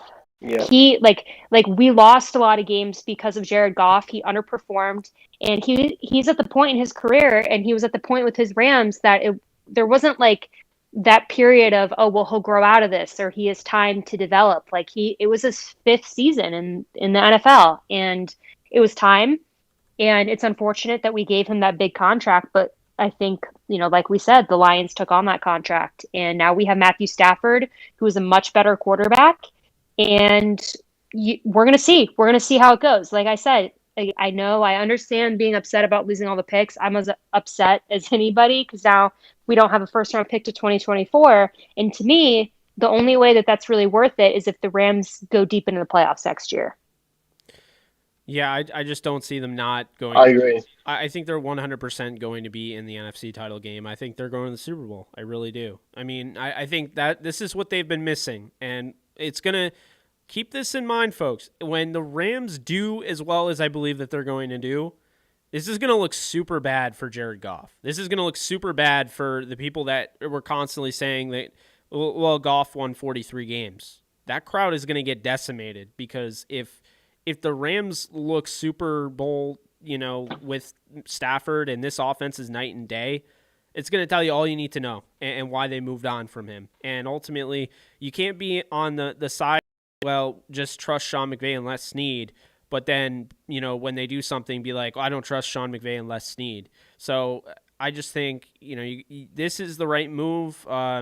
This is Sean McVay's guy. I understand, they gave up a lot, but and I totally respect everyone's opinion here. I'm not saying it's wrong, but I am saying that if you were the one that, were constantly bashing other people because they're like, trust me, it's not Goff. It's not Goff's fault. McVay's regressed, yada, yada. You're going to see this upcoming season, and I can't wait. And also another thing that we're going to see, hoping it's a primetime game, it's Rams-Lions. It's going to be at SoFi in 2021. Ooh. You're going to see Jared Goff take on Matthew Stafford, and I cannot wait. I cannot wait. Yeah, that's big. Like we were saying, the Rams win in spite of Goff. They don't necessarily win always because of Goff. I mean, I'll give them the Tampa Bay game this year maybe, but I mean, does Matthew Stafford sail the ball over Robert Woods' heads directly into the hands of a Seattle Seahawks safety in Seattle in week, what was that, 14 or 15? I don't see Matthew Stafford doing that. Does Matthew Stafford lose to the 0-13 Jets? I don't think so. And I mean, let's just go through these picks, I guess, too. I mean, the Rams are giving up 2 first-round picks. They'll probably be in the 20 some odd range, 20 to 25. Last time the Rams picked in the 20 to 25 range. Trying to looking for the draft history right now. Believe it was Ogletree, I think was the last one. Would you trade Matthew Stafford for Alec Ogletree? Or would you trade I'll go trade for Matthew Stafford 100%, 100 out of 100 times, no questions asked. Trying to see others here. Steven Jackson was taken with the 24th pick. Probably that's, I guess, a toss-up maybe. Who else? Adam Archuleta was taken with the 20th pick. Would you trade Adam Archuleta for Matthew Stafford 100 out of 100 times? Ryan Pickett 100 out of 100 times. It's just we'll see what those picks become, and I guess this trade will be a failure if Matthew Stafford doesn't take them farther than what Jared Goff could do. But at the same time, like if the Rams, because if those picks aren't in the 2025 range and are instead in the 15 to 20, even 10 to 15 range, you're obviously hypothetically trading away better players. But if it's in that 2025 range, getting a Hall of Fame caliber player or a type of player that's going to make a huge impact is it's pretty slim. Yeah, I'm so hyped. I can't. Like, I know we broke it like maybe, well, now we're over the 3-hour mark. This is going to be our longest live stream ever. And well, no, because if you count the draft stuff, then this won't even be close for what you and I have done. You guys and I, because Alexis is still here, right? Yeah. Oh, hey, how's it going? So no, this is crazy. I mean, like, Alexis and I should probably do a podcast at some point. There's so much news we have to break down, but this has been fun. I don't know if I have to end it now. I mean, it's 11:12 here. I started at 8. Should I keep going? I don't know. I guess I need people in the comments to tell me if I should keep going or not. We have over 500 people watching. I just don't want it to be watered down content. I might pop off. I'm an old man now, and it's past my bedtime, so I might pop off. But Jake, it's been real. So I'll hopefully on again soon. Yeah, absolutely, Blaine. Thanks for stopping by. Well, stopping by, being here from the start. For 3 hours. Yeah. Thanks for spending your 3 hours with me on a Saturday night. Appreciate you, brother. Anytime. Go Rams. See you guys. Go Rams. See you, Blaine. All right, Alexis has the floor. Unless you want to bounce too, I'm totally understanding. Sorry, guys. I will soon, but I think right now it's just like it's exciting, but I think it's also nervous. I think that if you're a Rams fan, and I know that there's some people who are watching who aren't Rams fans, this just says a lot about the mentality of the organization. And it's right. It is Super Bowl or bust. And I know that every organization should obviously go into the season saying that, right? Super Bowl or bust. I get that. But for the Rams, we have the talent, and we've had the talent for a few seasons, and we were being held back by our quarterback. Our defense was number 1 in the league last year.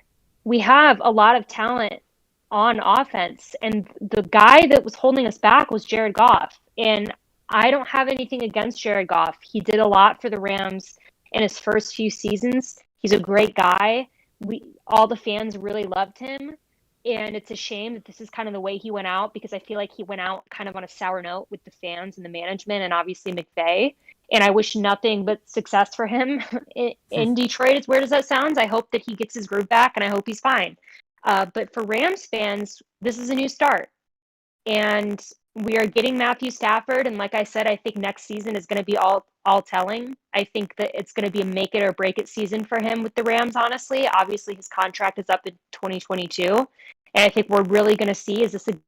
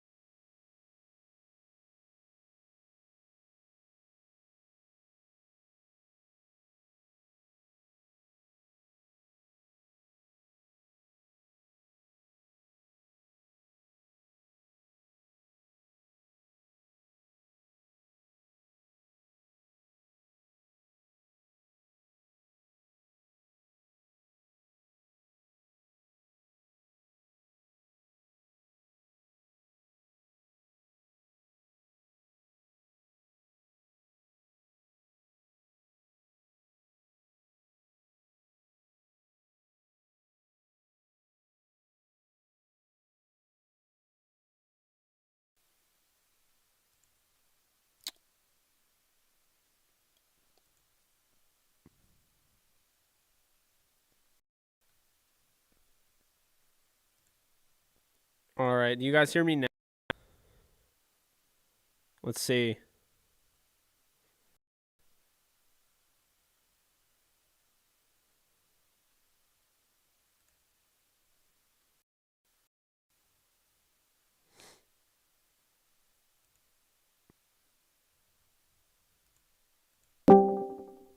Oh. Let's see. Alexis, you there? That's so weird that happened. Hold on, let me fix this.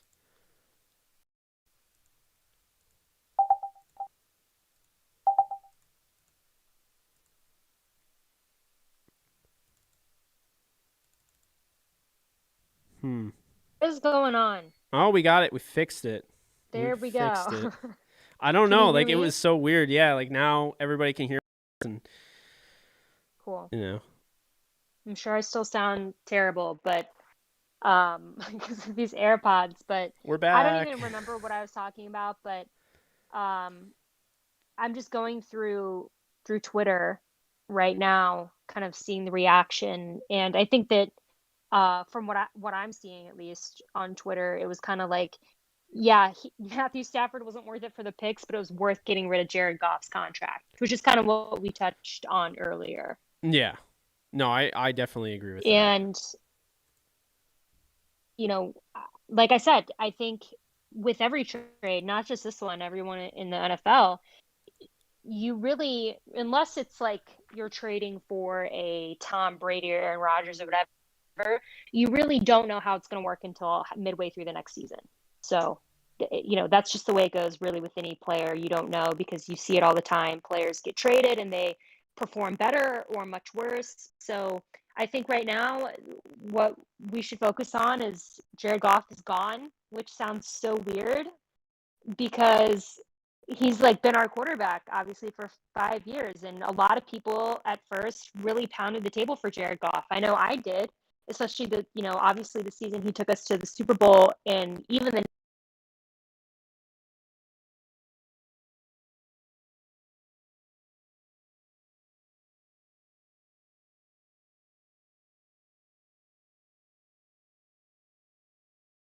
he just didn't work out for us. So I wish him. I feel bad for him. I do truly feel bad for him right now. Oh no.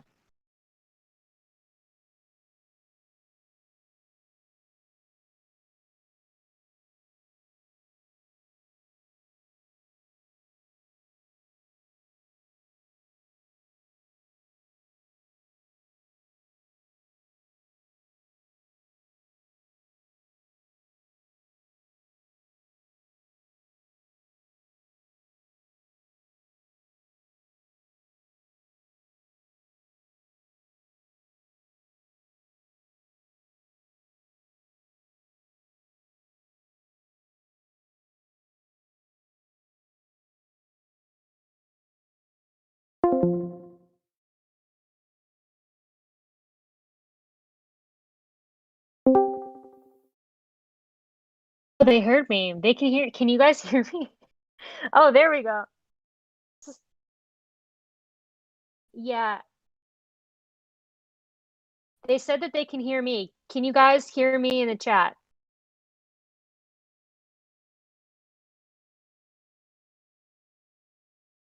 Someone heard me in the chat and said they heard me say "oh no" because in the connection ad I went "oh no," and it sounds like they can hear me. So I don't know where your audio is, Jake. I don't know if you guys can hear Jake. It Yeah. sounds like they're hearing me. I don't know what's going on. Okay. So, oh no, this is their worst nightmare. They can hear me, but they can't hear you. Guys, I'm sorry. I guess while Jake is trying to get back on, I'll try and I'm looking through these comments to see if there's anything else I can say because I've been giving my opinion and everyone's like, stop. So here's what I'll say right now. What's the most interesting thing to me about this trade, Jake, and just I don't know if they can hear you or not right now, but the most interesting thing to me about this trade